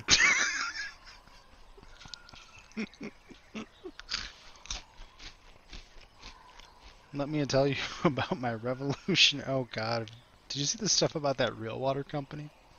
No. Yes. Oh God. Anyway, here's a hint: if you're buying water that says real water on the bottle, that's just your Probably first not. giveaway. Okay. So it It's all appears to be a black. real well. It appears to be a well full of real water.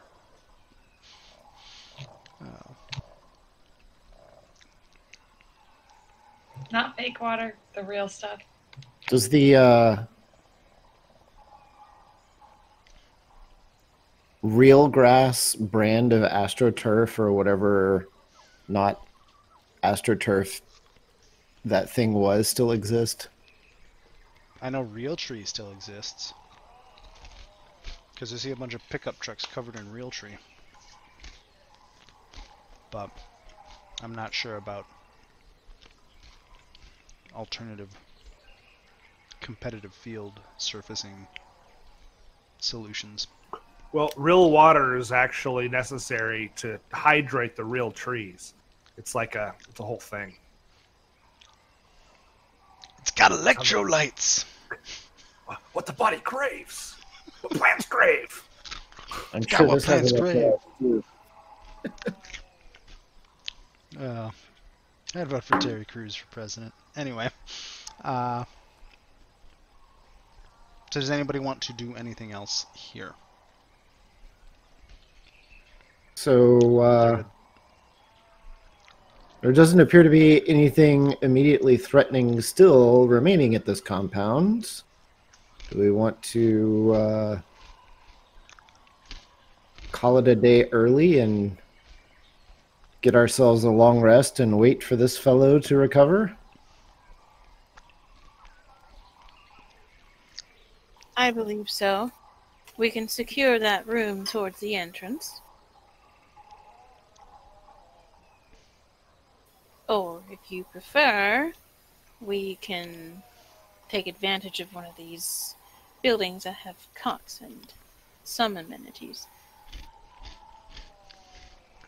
We could stay in the kitchen with all the cots and close the door.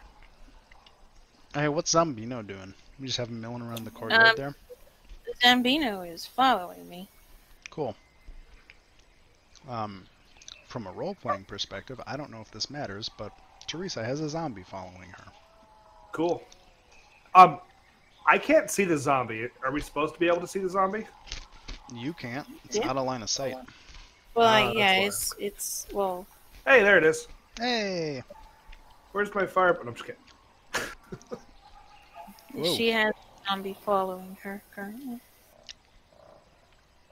Okay. I see you have desecrated a corpse. I mean, you would have noticed it as you walked by earlier, but yeah.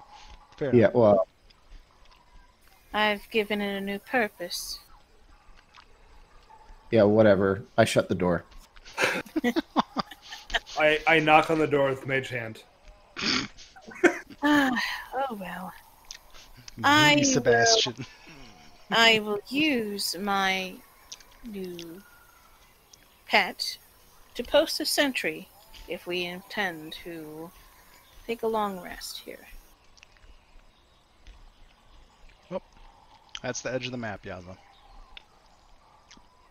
I was hoping there was other stuff. I was just seeing if there was anything on the other side. Is it just like another It's just jungle? it's just wall. Like, it's a walled compound, and the wall is not the edge of the map, so... Sorry, yeah, you've hit the invisible wall beyond the wall that you can see. There is no content beyond the edges of the map.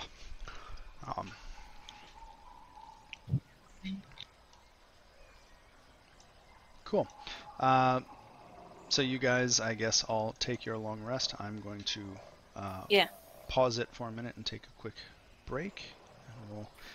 I'll recast Animate Dead 2 before the 24 hours are up. So I think the long rest will take you 8 hours, but something's going to happen, but I need to take a quick break.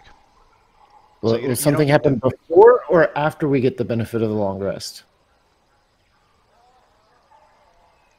No. I'm going to take a break. I'll be back in like 5 minutes, and we'll get into that.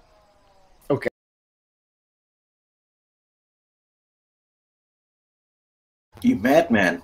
Yeah, I am a madman. So as you all get set for your long rests in this little hut, you all fade off to sleep. And each of you has a dream. And this is a chance where you guys get to narrate something about your past to the rest of us. It doesn't have to be long. But I just kind of want to go around, and each of you has a very vivid dream of a place that is of personal importance to you in some way. So I think I'll just kind of go down the list in... I'll go in order from the in-game player menu, because that's alphabetical. So I'm actually going to start with Astriel. And I know I didn't tell you this, so do you know enough about your character's backstory to have a singular place of some importance in your past? Absolutely. It's the university where I studied archaeology. And probably flashing back to around graduation, where we are searching for patrons to go out on expeditions, because archaeologists usually don't make a lot of money, so we always have somebody backing us. And I'm oh, that was weird having it go silent. I'm probably having a dream involving that meeting, likely with my best friend, who we'd received a letter together from the same patron. Okay. So as you finish the conversation with your friend, you're both excited about potentially having funding to kind of go out and actually apply everything you've learned. In your dream, as you and your friend kind of decide to both, kind of go hit your books, prepare your maps, prepare your supplies and all of that to start thinking about where you're going to go. Your friend leaves. You look away to pick up the letter. As you look back up, the doorway out of the room of the university, it actually looks like it is now turned into a stone arch that opens onto darkness. Do I recognize the architecture of the arch? Is it something that I will have seen in my studies? So this is a dream. So it's following kind of weird dream logic. You don't recognize it at all. It's completely incongruous and out of place. But you are very drawn to this door. While I approach it, I'm probably trying to sketch it as best I can, because that's what I do. Okay. So you take out your journal and you sketch out the door and how it seems to have kind of seamlessly blended into, yet remain completely separate from the surroundings you're in. Do you go through it? Do you stand and look at it? I absolutely go through it. Okay, so you go through the door. I think Yaza, you're next up in the turn list. Or not the turn list, but the... Azora is second.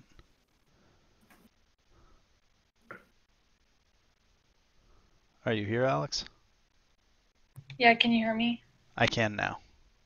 Okay, because I was like, I just dropped a bunch of shit all over the floor of the mouse, and don't worry about it, it's fine now. Yeah. So the idea is you're having a dream of some place of singular importance in your past. Do you have any idea of what that would be, or something that would make sense for you? Yeah, I kind of have an idea. So can you give us a brief narration of it? Yeah, so when I was a young kid, there was this area where everybody liked to go and play.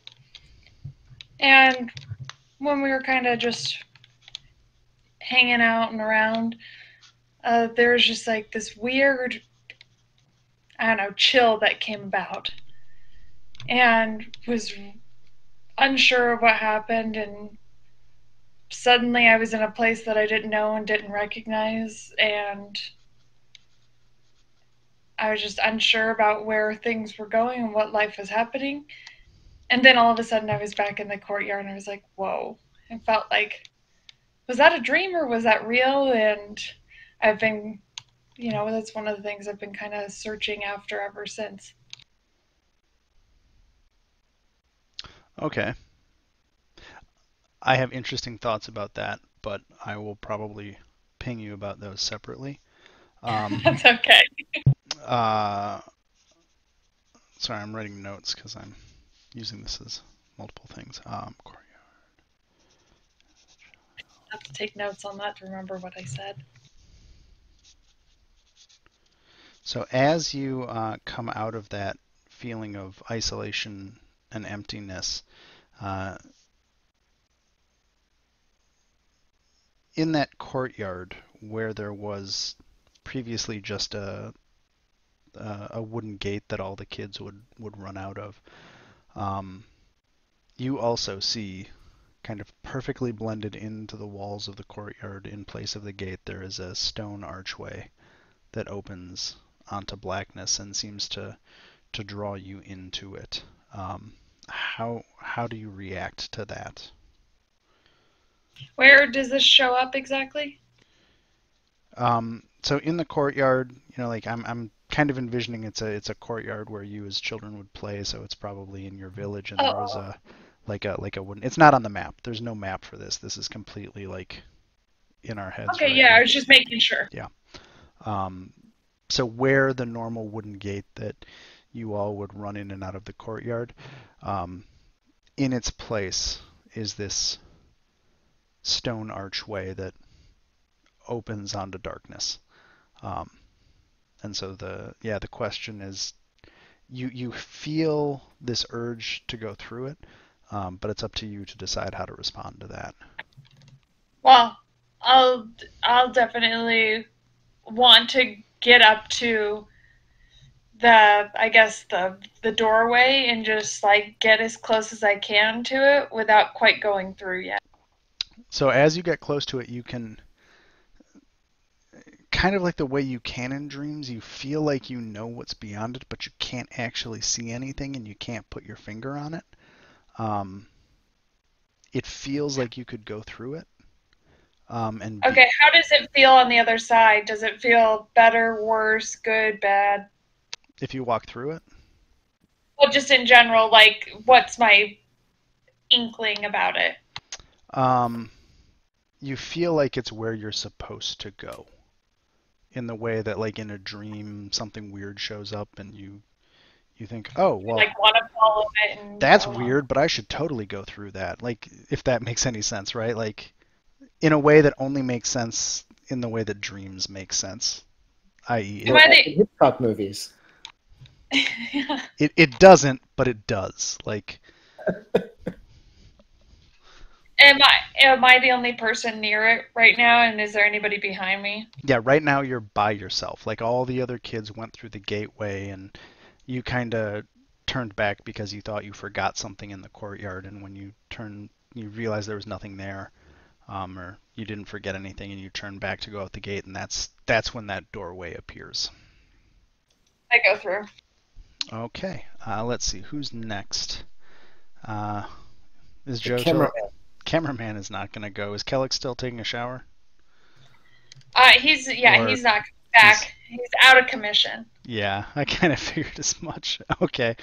Sareth, I know this is springing this on you kind of randomly. Hi. Hi. I'm ready. While you were traveling south, this is when this happened to you, while you were traveling south towards the Forsaken Tree. This is, I'm guessing I may retcon this. It doesn't really matter, but this is when you have this dream. So yeah, do you have a place of personal importance that you could share?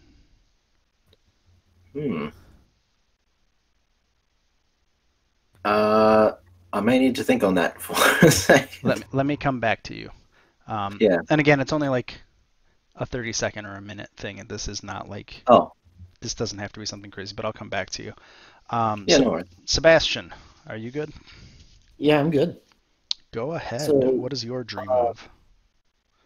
So back home in the Yearwood Forest near the old family home place, there's this ancient hickory tree that we all call the grandfather tree because it's so much larger than all the other trees in that part of the forest. Like the main branches coming off of the trunk are thicker than the trunks of the other trees, and it's got this massive, wide expanse of space that it covers.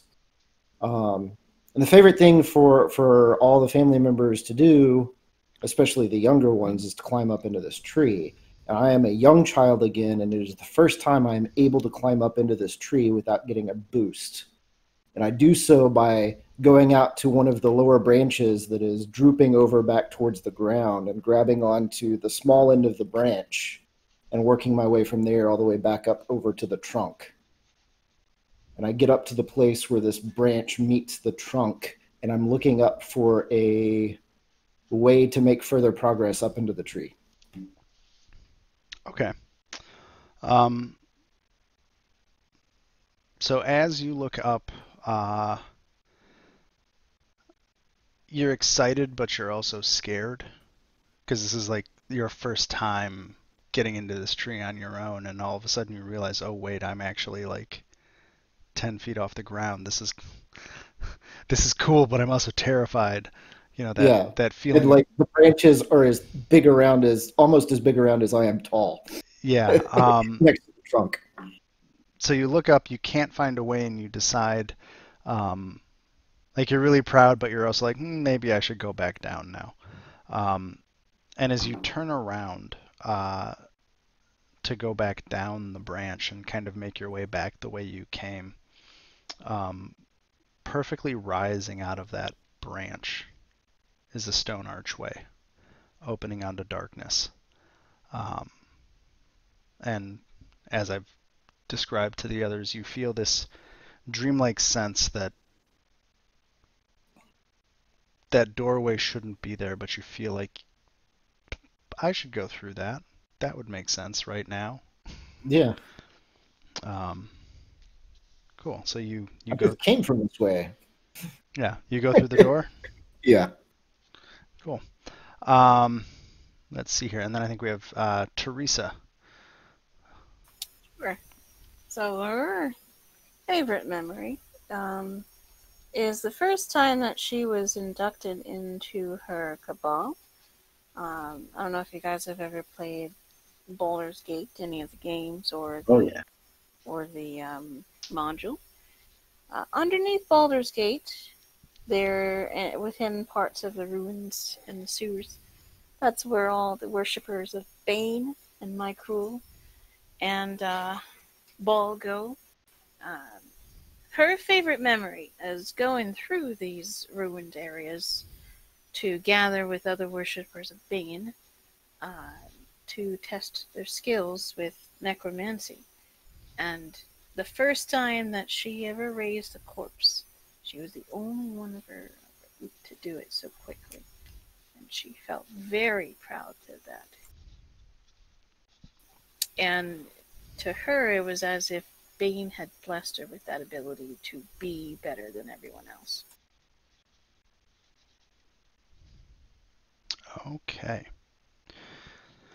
So you're in this ruined cavern. The rest of your peers who have been trying to follow this path with you are all congratulatory, but also under the surface of that, they're also just terrified, right? Because this is proof. Like, everybody knows magic is real, but you just did it. You brought this corpse that you guys smuggled down into these ruins to life in front of everybody else. And being the first one to do it, they all kind of congratulate you, but then also find reasons to leave quickly. Some of them because they're disappointed that they didn't do it first. Some of them, maybe you get the sense that they're having second thoughts, and you have this feeling of superiority, of like, yeah, you're too weak to do this, and now you're just terrified of the power that you see. And they all leave, and as you watch them all go, you turn back to look at this zombie you've raised, and where that zombie had been standing, there is a stone archway opening onto darkness. And you almost feel like maybe this is the next test from Bane in your path towards whatever it is you're seeking. How do you respond? She would, well, if this is her dream, she would go to that stone archway and walk through it confidently, knowing that this is a sign from Bane. Cowards would turn away from it. Only those who are worthy of the Black Hand would go through it without any sort of doubt. Awesome. Sareth, I'm swinging back to you. Alrighty. Got a story? Very, very brief one, but I'd say that after a few days, when Sareth left the Druid Grove for the first time, she met a pirate captain, invited her onto her ship, just to sign on as a healer. Okay. But yeah, sorry, don't have much to. No, that's fine. I didn't ask you or Astriel to prep for this, just because I came up with the idea for this 2 weeks ago. So, anyhow, okay. So you have the meeting with the captain. Is this your captain? Like from? Yeah, the one that she ended up. Well, is currently on a quest to avenge. Yes. That's going to be fun. Oh, I'm looking forward to Saturday. I don't know what's going to happen, but it's going to be fun. Lots of explosions. Well, we'll see. So as you finish the meeting with the captain, you had been in the captain's kind of the nice cabin that they have right under the wheel. Not the captain's quarters per se, but the kind of the dining room antechamber. The captain left to go take care of other business, and you're elated that you get to go out, see the world, even if it's under kind of this interesting set of conditions, signing on with a pirate crew. And as you turn to leave the cabin and go get what things you need before you set sail, the doorway out of the captain's mess is replaced with this stone archway that empties onto a dark space. You also hear a faint whispering sound that you have grown maybe accustomed to or not even aware of, telling you that everything could just be easier. Just go through the door, accept the power, and everything will be so much easier. How do you respond? Metagame, this is not a charisma check. Yeah, no, I figured this is this is extra flavor. Oh Jesus! Now it's like that. Well, there's one thing you need to know about me is that I don't serve anyone. You serve me. And she's talking to the Ring of Winter, which I'm assuming is what the whispering is like. I guess we'll find out at some point, huh? We'll see. Unless before Sareth becomes a villain of the campaign or something. Well, we'll find out. So you go through the door? Well, wait, no, she doesn't because she's refusing it. Oh, she's refusing to go through the door. Okay. Yeah, because well, you just kind of implied that the ring is kind of talking to her to go through it. So this is kind of a mix of things, and maybe I got too excited right there. Oh. You have a personal desire to go through the door. Yeah. In like a dream sense, the ring is kind of, if you assume this is the ring talking to you, or maybe it's a figment of your imagination, you have no idea, it's a dream.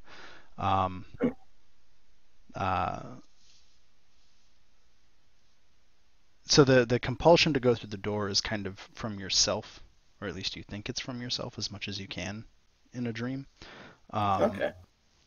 The whispering also seems even incongruous to the door in front of you. They don't seem related.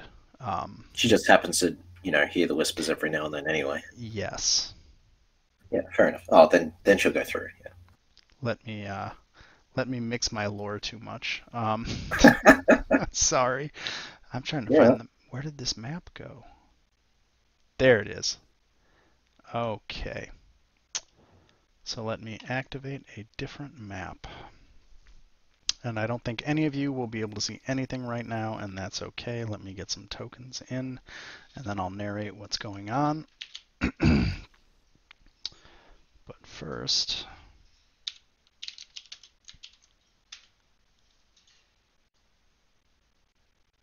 Oh, I had pings. Did that work? I Oh, see gray. weird. No, sorry, I'm letting the map load. I just used a new... Oh, my Foundry crashed entirely. Shit. Really? Are you intending to do that in the scheduling channel? Doesn't matter where I do it. It's just not working.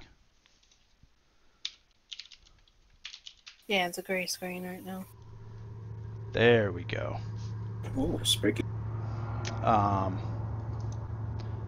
Where I'm typing the bot commands to make sound happen doesn't matter. I'll just delete it later. Okay, so we have Yaza, we have Teresa, we have Sebastian, we have Kilbeth, and Sebastian. Teddy's not here, Kellick's not here. We need Saturday group, Sereth. Ba-bam. Okay, so hopefully towards the bottom of this map you should see a circular room. Yep. So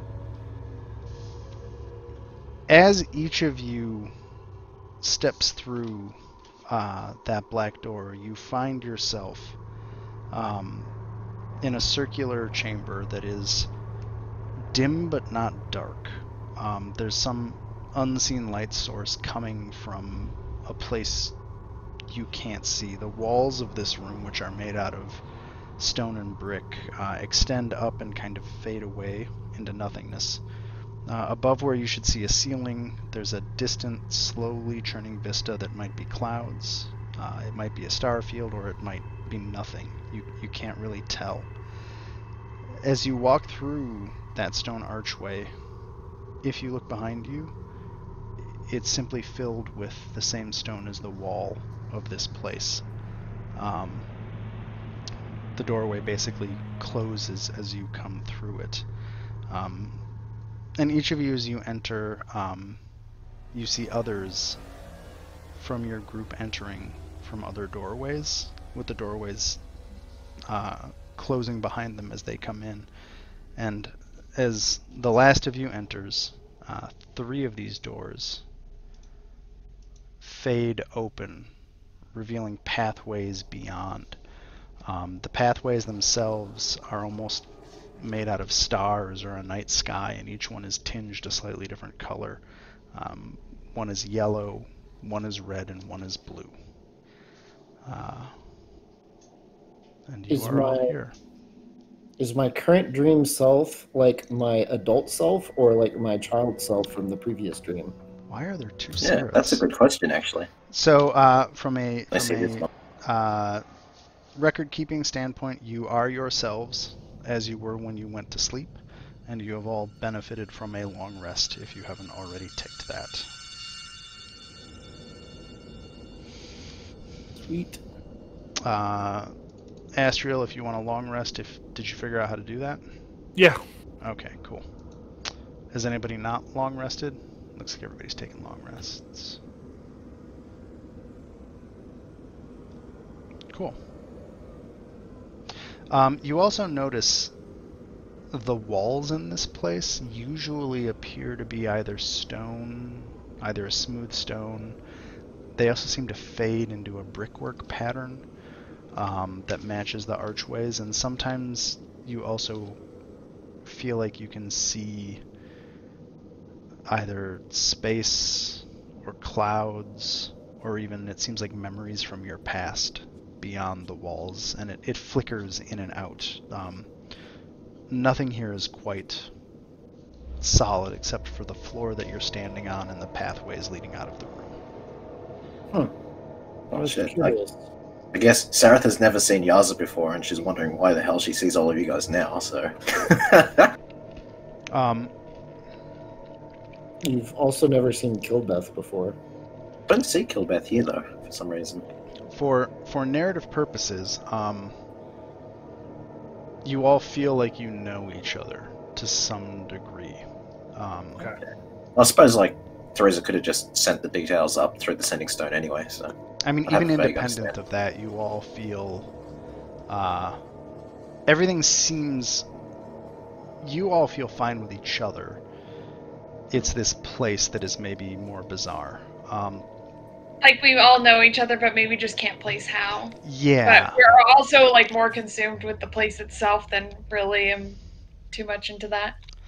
Yeah. So, Sebastian, since you and Killbeth are walking down this pathway, I'm just going to cover that. So, as you walk down this pathway, first off, these pathways are... DM note. These pathways are here and in the orientation they're in simply to make sure things connect. The distance on them doesn't really map. So basically, this pathway has no walls. You think as you walk onto the pathway, if you turn to look back, you think you should see the walls of the room you left. But in fact, you just see an expanse, and the only thing in that expanse is the doorway itself, and you see a doorway in front of you at the end of the path. As you all walk down this blue starry pathway, each of you kind of seeing different things through the walls, or the lack of walls.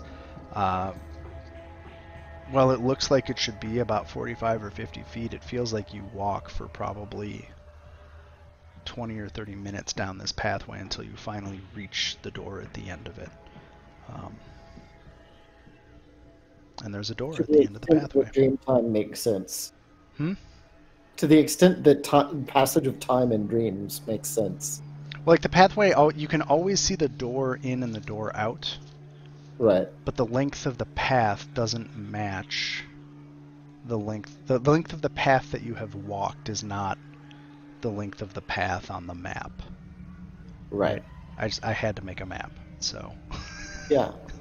I didn't make a 500 hex or square map for this. It's just you guys walk on this for a bit until you all reach that door at the end of the blue path. And the Path's doorway. not to scale. Got it. Yeah, that door opens onto darkness.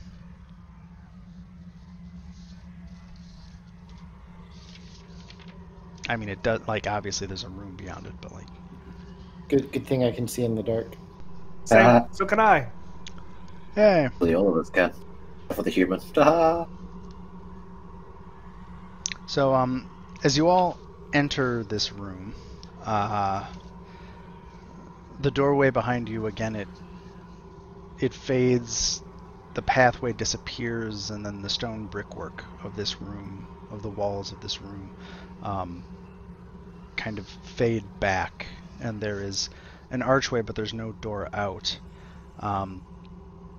Inside this room, there are pedestals rising from the floor to waist height, and there are alcoves lining the walls at the same height. On each pedestal and in each alcove, there's a single small leather bag. The walls of this room also kind of stretch up into a dim twilight. These walls seem fairly solid compared to the prior walls here. Hanging down from that foggy space in the ceiling, beyond the ceiling, are strings and leather thongs, each tied with children's teeth that are chattering as the strings and leather straps gently sway. Far above, there's a gigantic figure looming over you, looking down into the room. Its face is obscured in shadows, and it kind of shifts slowly back and forth, just watching all of you. What I'm kind gonna of open children's his bag. Okay, oh, 1 wow. second. I expected Sereth to be the first. So, Sorry? Sebastian, that doorway opens onto stone and brickwork. There is no path beyond, so even if you can open it, please don't, because I don't think I locked it right now. But functionally, both doors are... You described it as an archway, not a door, so I didn't even try to click on the door thing. Oh, okay, yeah. So there's an archway on both sides of the rooms, both open on brickwork. Okay, so that was you going north. I think, Yaza, did you say you were going to open a bag? No, I asked what kind of like Oh, children's. what kind of children's teeth? It's a mix, mostly humanoid, but small. Like milk teeth. Yeah, Nice. like milk teeth, Detect but like... magic on these bags. Is that the tooth fairy? I'm aware of. It's just an innocent job. It's not creepy at all. So you certainly can cast detect magic if you'd like. I just want to look at the bags. I'm not going to pick them up quite yet, but just kind of look at them, like walk through the room and look at them. So each small leather bag, it's about the size of like a coin pouch or a dice bag. They all seem to have something in them. I opened that one. Does it look different in each of them? So Yaza, you can't distinguish any difference looking at any of them. I was just making sure it wasn't like an odd lump in one and then a different lump in a different one. But okay, they look the same. So a couple things happen. Kilbeth, roll a d6.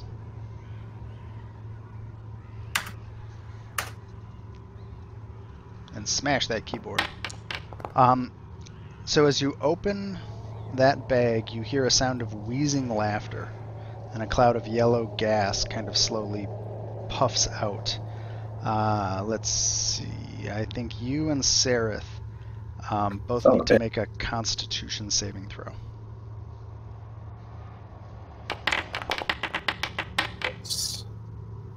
Constitution saving. The weedy elf fucking makes a Constitution save. Love it. So Kilbeth, roll me one more d6 real quick.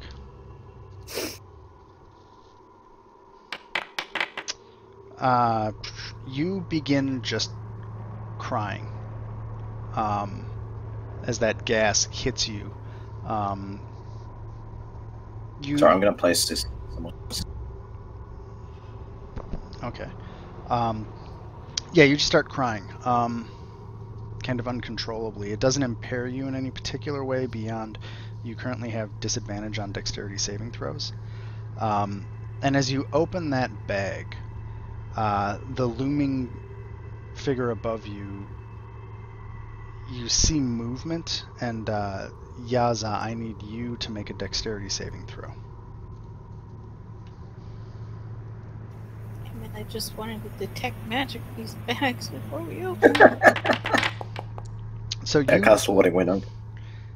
You dodge out of the way, Yaza, as a giant wooden beam, almost as big as the space between those pillars, smashes into the ground, and you just hear kind of a cackling from that dark figure above you. Kilbeth, which bag did you open? Right there. Okay, so you opened that bag. Teresa, do you want to do detect magic? What I'll do instead is I'll ritual cast Identify on one of the bags. I'm not going to open it. I'm just going to, touch it and hold on to it. So while I'm doing Identify them. Okay, so you begin casting that, and that giant wooden, it almost looks like a peg leg, kind of raises back up into the shadows, and the face above you guys continues kind of staring. You can't make the face out. It's covered by a cowl or a hood. Is Teresa in here? I don't see her. Yeah, she's in here. She's kind of in your opposite position on the other side of the room. I'm going to reload my screen. Okay. Yeah, because I don't see you, but I can see everyone else. Weird. Foundry is mysterious. I don't understand. And so is this encounter.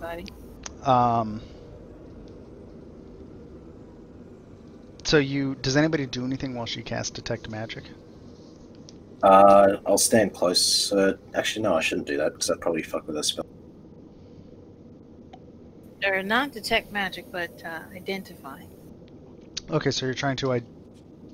So you're assuming these items are magic and trying to identify what the magic is. Yes. Identify probably reveals properties of non-magic things, too. So I don't know, I haven't read the spell in a while. Yeah, did you... Let's see here. Can you link Identify? I just want to see exactly what the phrasing on it is.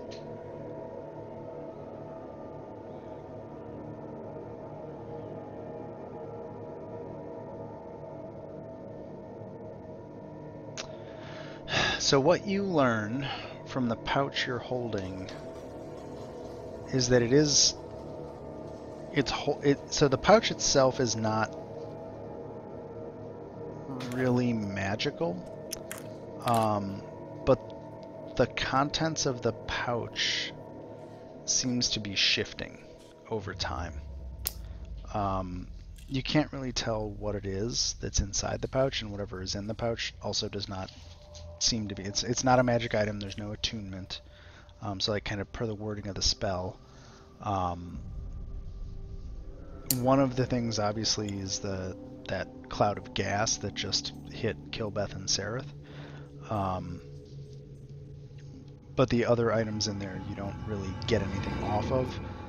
You also are pretty sure that you don't know what's in a pouch until the moment it's opened. It's kind of like a Schrodinger's pouch in some ways.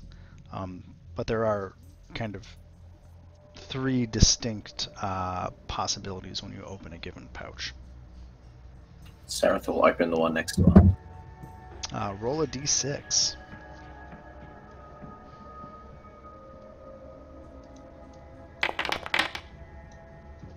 One.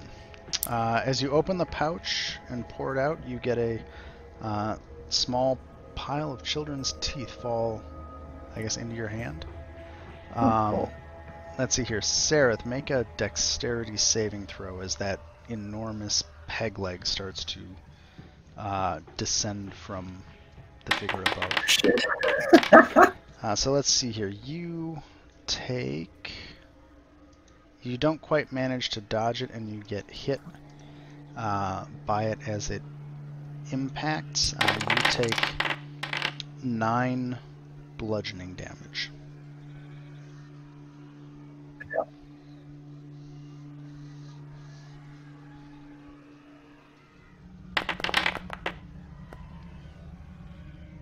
She was maintaining that whirlwind around her so she doesn't get affected by gas. Oh, let me look at that. 10-foot radius. Yep, anything around her. Okay, so anybody who's within 10 feet of you, it pretty much dissipates that gas before it can do anything if it happens again. Am I still crying? Yep, you're just still crying uncontrollably. Again, it doesn't really... impact you beyond your just crying uncontrollably. Okay. Well, on my turn, whenever it comes around, I'm gonna use Mage Hand to open up one over there away from me. So there's no turn order right now? Cool, then that's what I do. Okay. Well, I was gonna say I wanted to open up one of the ones. Well, let's let Yaza open one first, and then Great. we'll... So I'm gonna pick this one because it's right next to you. I'm just kind of Yeah, Xing that sounds it as you good. go. Roll a d6.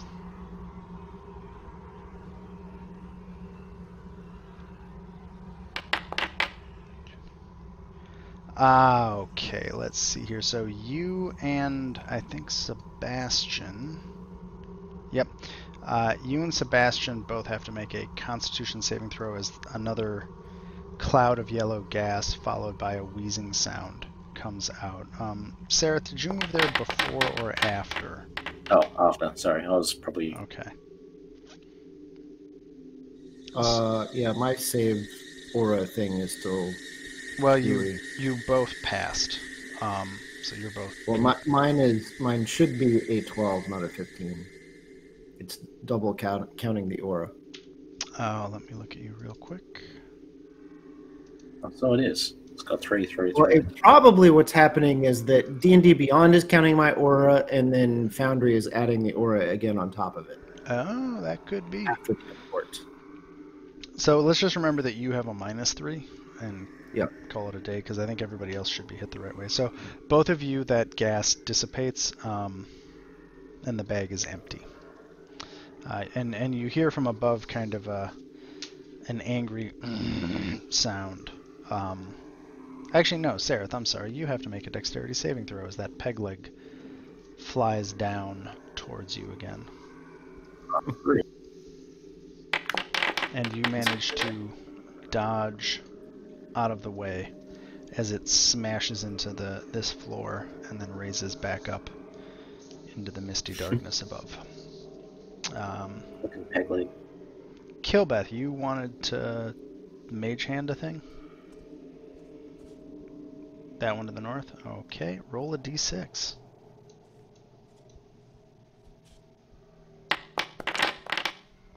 Two, you get your spectral mage hand lifts it up and dumps a pile of teeth out onto that alcove.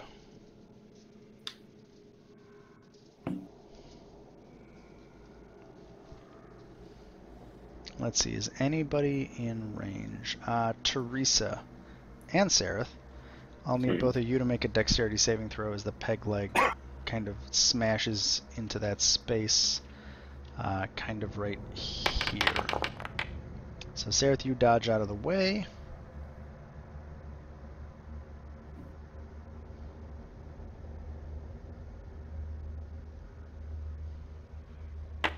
And Teresa, you also dodge out of the way of that enormous leg smashing down into the ground again. And you hear more cackling from up above you as this is happening. How else do you suppose we proceed? Do you want to crush us? What are you doing? I touched the wall inside the arch. It is stone. Stone, eh? We've already talked about this, Sareth. Yep, but I have a solution for that, don't I? So You no, want not to really. make it difficult terrain. So it turns out he can't do that, actually. Oh. Not that spell. I have been ruling Mold Earth wrong, hence the rather large discussion of it earlier. I should have been using either Stone Shape or like the landmine version. I open this bag. Roll a d6.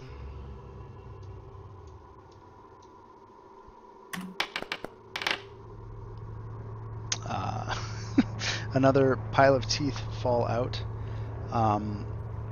Sareth, I need you to make a dexterity saving throw. And you pass. Sweet. But I hope so with the 28. Kilbeth, that's fine. I'm gonna end it after this room. I'll stick around till the room's over then. Okay. I'm gonna open that one. Mage hand. Oh, somebody! Look at this guy.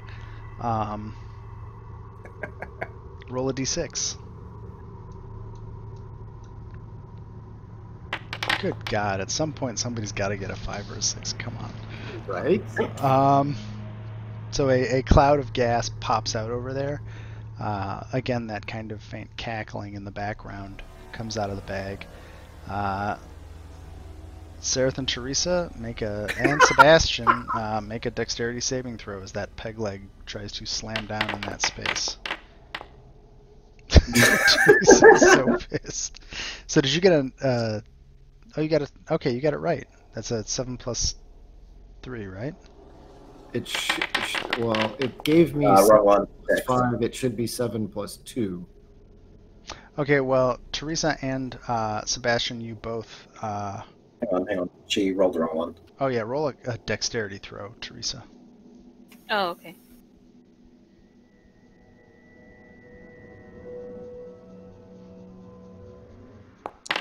You failed that one too. So you both take 4 bludgeoning damage from that peg leg as it manages to clip you as you try to get out of the way. I yell out in Sylvan up above, bad tooth fairy. And as you shout that, the face behind the cowl that you can't see just gives out almost a belly laugh. Kind of disjointed, weird, ephemeral way.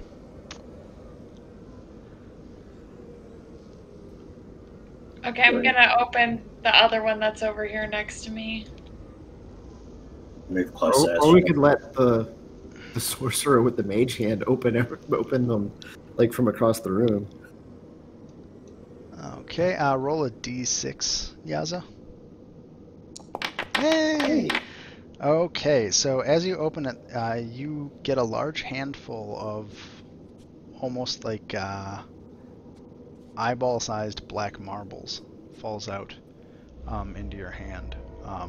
Almost more than you can even hold. Even with my large hands. Even with, if you have... Sorry. It's canon now. Do any of you watch Archer? Yes. Lana! No. You have big hands. She can open a hydraulic door, so. Yeah. Okay, so you have a handful of large black marbles at this point. Let's see here. Sarah, Sebastian, and Teresa, give me dex saves. Because y'all just keep standing in certain places. That's fine. Sarah has like 1 million decks. Which is why I have not moved.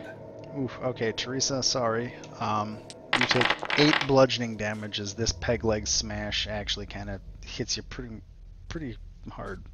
Then I should probably take it too, because I actually have a 10, not a 13. Yep, take it.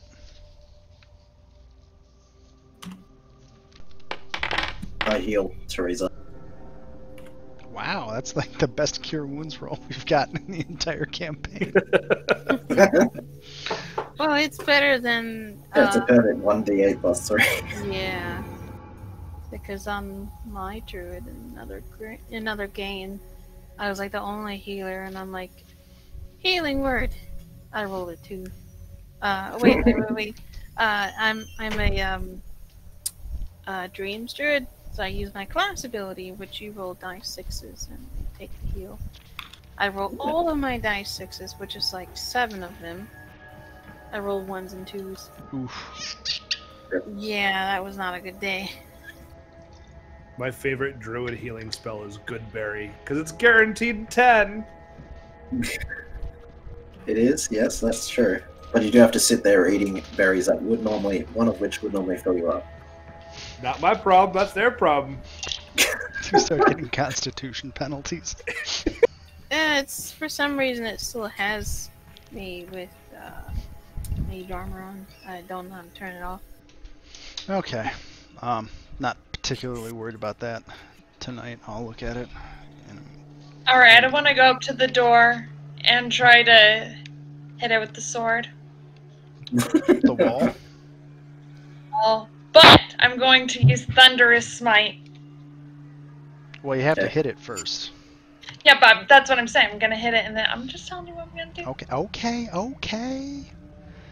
Make an attack roll on the wall.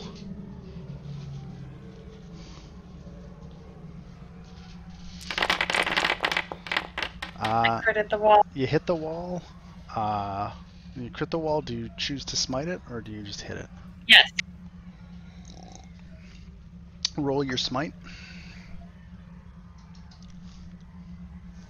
Because I think there's a die involved in that. Is it undead or a fiend? The wall? Yes. Yeah. Questions. I feel like there should be I like will check the wall. I should go on I wanna Twitter see and where be it like, came from. questions during my game. Is the wall a fiend? He's the wall of fiend. So you solidly connect, and your sword bounces off the wall. And despite the ferocity of your attack and the fell energies that you try to channel into that strike, nothing happens to the wall. Your sword's fine, but it just bounces off. Alright, nothing happens with the thunder damage. Nope. How about Damn. that door? Why don't we try that one? Oh, you mean the archway that's just more wall? Oh, yeah. Okay, hold When on. I tried to kill. I can turn it to a locked door. Update wall. Whoa, that was weird. Oh, is it no longer locked? It's not locked for me. Well, you know what? Let's see if I can do this. State. Is door. None. Update. Stop it. Wow, this is crazy. When you interact with the door, it overrides my DM ability to turn it into a wall. Come on now, bitch. Propane and propane accessories. Okay. I'm not trapped in here with you. You're trapped in here with me. Open another bag since nothing's really happening. Do the marbles do anything? Or did Toodles just lose his marbles again? I think they were resting in Yaza's hand. Well, you said there's 3 effects, and I think we've got all 3 effects. Oh, I have the marbles still. I put them in my pocket. Mm-hmm. We should do something with them. What do you want to do with them? What's in this With bag? the big black marbles. Yeah, that archway thing, like, what's keeping it closed, or is it just not there anymore? Is there any like open spaces in it or anything? Yeah, is there any place marble size to put marbles?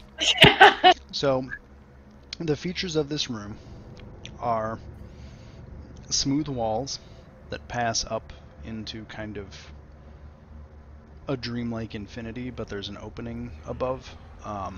So functionally, this is an infinitely high room. There are alcoves in the walls and pedestals spaced where you can see them. I realize now my map doesn't... Wait, Sebastian, I'm going to move you for a second. Okay. Just because Oh, good. There is an archway. So there's 2 archways. Those same stone archways that you saw in your dreams. Here. And here. Yeah. And here. Sorry, Sebastian just perfectly clipped the archway so I couldn't see that it was there.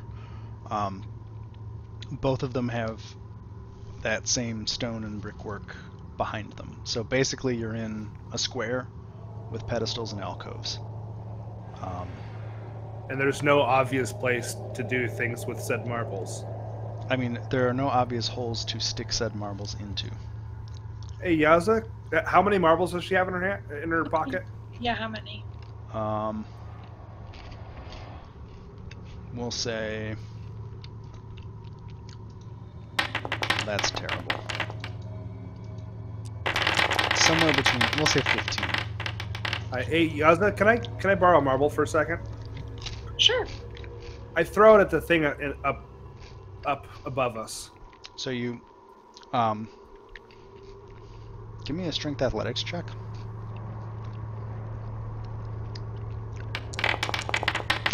No. Oh, that a throw? It When I kind of, hand him the marble, and then I see that, I'm gonna be like, alright, I'll try this for you, because apparently you've never seen what a throw looks like. you throw like a girl. I give it to the mage And then hand. the girl Yeah. whips it up into the sky. So Kilbeth, your throw was kind of pathetic. It just kind of went, meh, dunk, dunk, and the marble rolled on the floor. Yaza, Pick it back up. you whip it a good 100 feet or so in the air. Like, it goes way up there. And then it just kind of bounces off the wall and falls back down and hits the floor. Does that figure change at all, or is it what happens? There's no real response from the figure above. I eat it. You eat the marble? I put it in my mouth. Do you put it? So what? Do you swallow it, or do you just put it in your mouth? Can I swallow it? I'm going to stop him, and I'm going to be like, "Give that to me! What are you doing?" Honestly, I'm just enjoying seeing Sebastian react. So. Gabe, I know you have kids, and all I'm thinking about right now is that moment where you're like, nope, fish hook. Just like, whatever the fuck is in there. Sure. That's exactly what I was thinking. I saw that, and I was just like, "Oh my god!" Okay, so Yaza, you This is a swipe dream. it back. I don't really worry. You have all 15 marbles again. Sarah opens another bag. And one's wet. So let's see here. Roll a d6. I'm gonna move there. Okay, so a couple things happen. You start pouring a handful of marbles out onto your palm.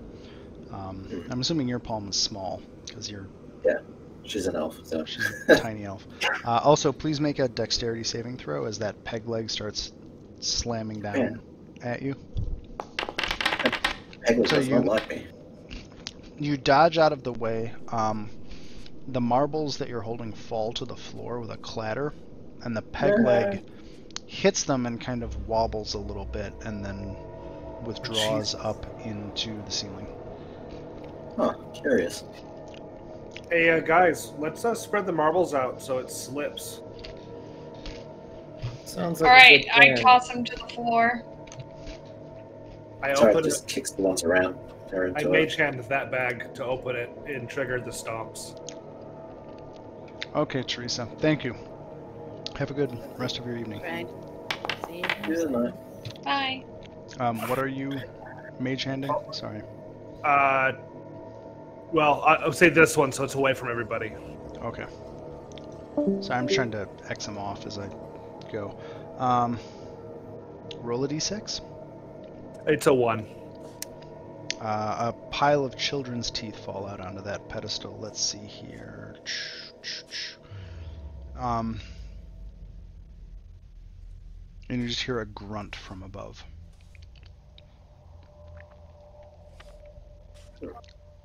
Slams down. Sarah will open another bag. It's remaining where she is, on top of the marbles. Roll a d6.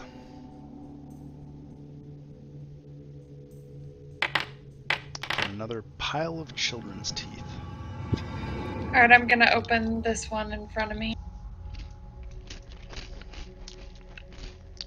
Please roll a d6. You got me kidding me! Wow. Yep, it's another pile of children's teeth.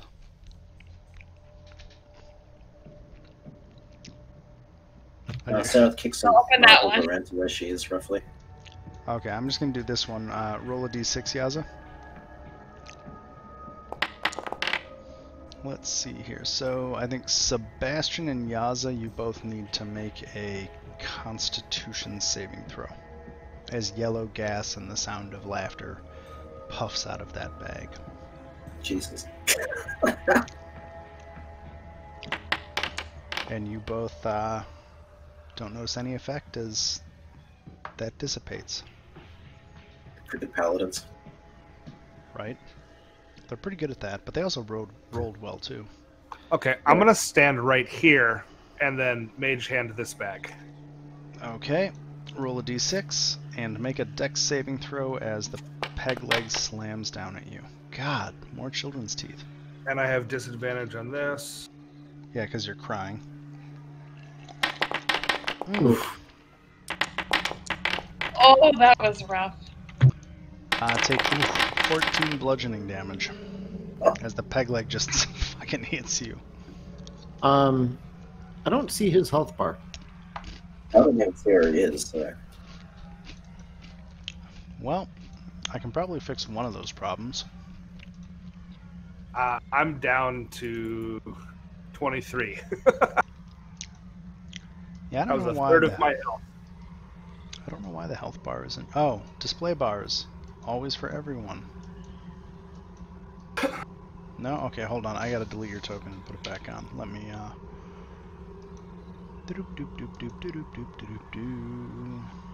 It's always entertaining when I fix stuff while we're playing. I'm gonna open up another one. So I think we have to be in certain spots when we open things, or else it won't stomp down to slip on the marbles. Okay, let's see here. Who is where and when do you open it? I'm gonna move. I'm 'cause right that fucking there. hurt. I moved. Okay. Roll a d6.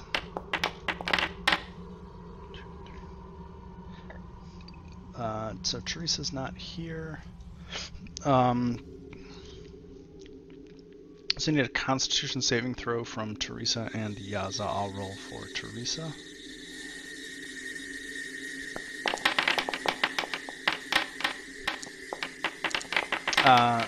So Yaza, roll a d3 for me.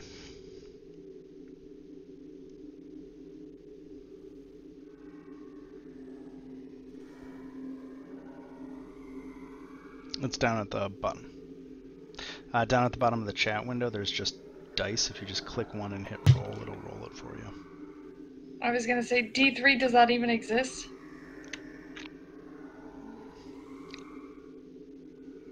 Oh yeah, I'm You just told- retarded. Yeah, Just yeah. roll a One, d6. D3. I'm sorry. Oh. Although you had an escape character instead of a backslash. But okay, 1, 2, 3, 4. That was an accident. You start screaming uncontrollably. And you also have disadvantage on dexterity saving throws, so you're still able to do stuff, but you're just kind of randomly screaming, and Kilbeth is crying right now. Because I can't hear any of this. Cliff is probably crying because I rolled minimum healing on my spell. And let's see, you opened that. I don't know who was where, so I'm just going to skip the peg leg for a turn because I'm not sure where people were when you opened that bag. So, Kilbeth, you get 4 hit points back. Thank you.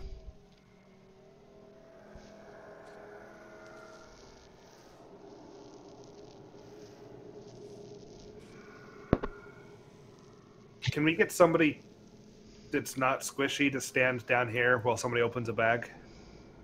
Sure. I'm going to open this one down here away from everybody with Mage Hand.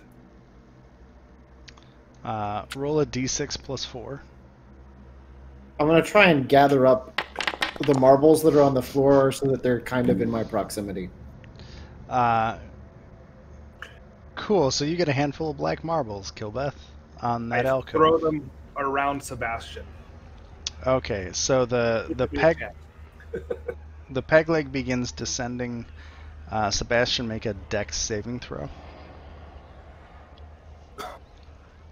Yay, you dodge out of the way. As the peg leg hits that pile of marbles, it wobbles more intensely, and you hear a cackling sound, and you see that enormous figure above you, the peg leg, kind of launches up into the air almost comically, and the hooded face kind of falls backwards away. You don't hear a thump and you don't hear a fall, but about 10 seconds later, from the ceiling above you, or that space above you, falls a circle of keys that hits the ground right in the middle of this space. Each key is different. It appears as though they're made of iron, copper, silver, gold, and lead, and the doorway to the north fades open onto another blue starway path. And I think that's where I will call it for tonight on the recording. Thank you all. Are the keys an alloy of all of those metals? No, each key is made of one. So each key is a different metal. Okay. So one key of iron, one key of copper, one key of silver, one of gold, and one of lead. And I'm going to hit the button now.